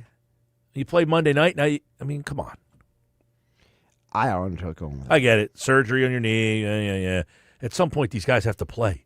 They just have to play. Yeah, it's basketball. You got to play the game. Well, and you got to get the continuity with the guys. You got to get it. It's so frustrating. And Embiid being doubtful, that's a little concerning. Well, I'll tell you. What was I going to say? Oh, the news today, earlier, if you're looking at the video and you see back at the 2 o'clock hour, we had the Schwarber surprise. How about the Pittsburgh Pirates are in on Kyle Schwarber? So weird. Could the Pirates be the dark horse and say, come stay in Pennsylvania, but be closer to your hometown? Come over here and play with the Pirates. Apparently, according to reports, the Pirates want to spend money. I guess they're trying to convince Paul Skeens to stay long term. I did read a report that said they have 0.0% chance of trading Paul Skeens this offseason. The other thing is some news about the Sixers. Apparently, they're going to try to bring back there are some reports that they're interested in bringing back Bader. Okay. The other thing that I had been hearing is trying to trade Castellanos, as we know, no takers. Shocking. The working theory would be they're going to release him. I don't think he'll be back, but I don't think they'll be able to trade him either.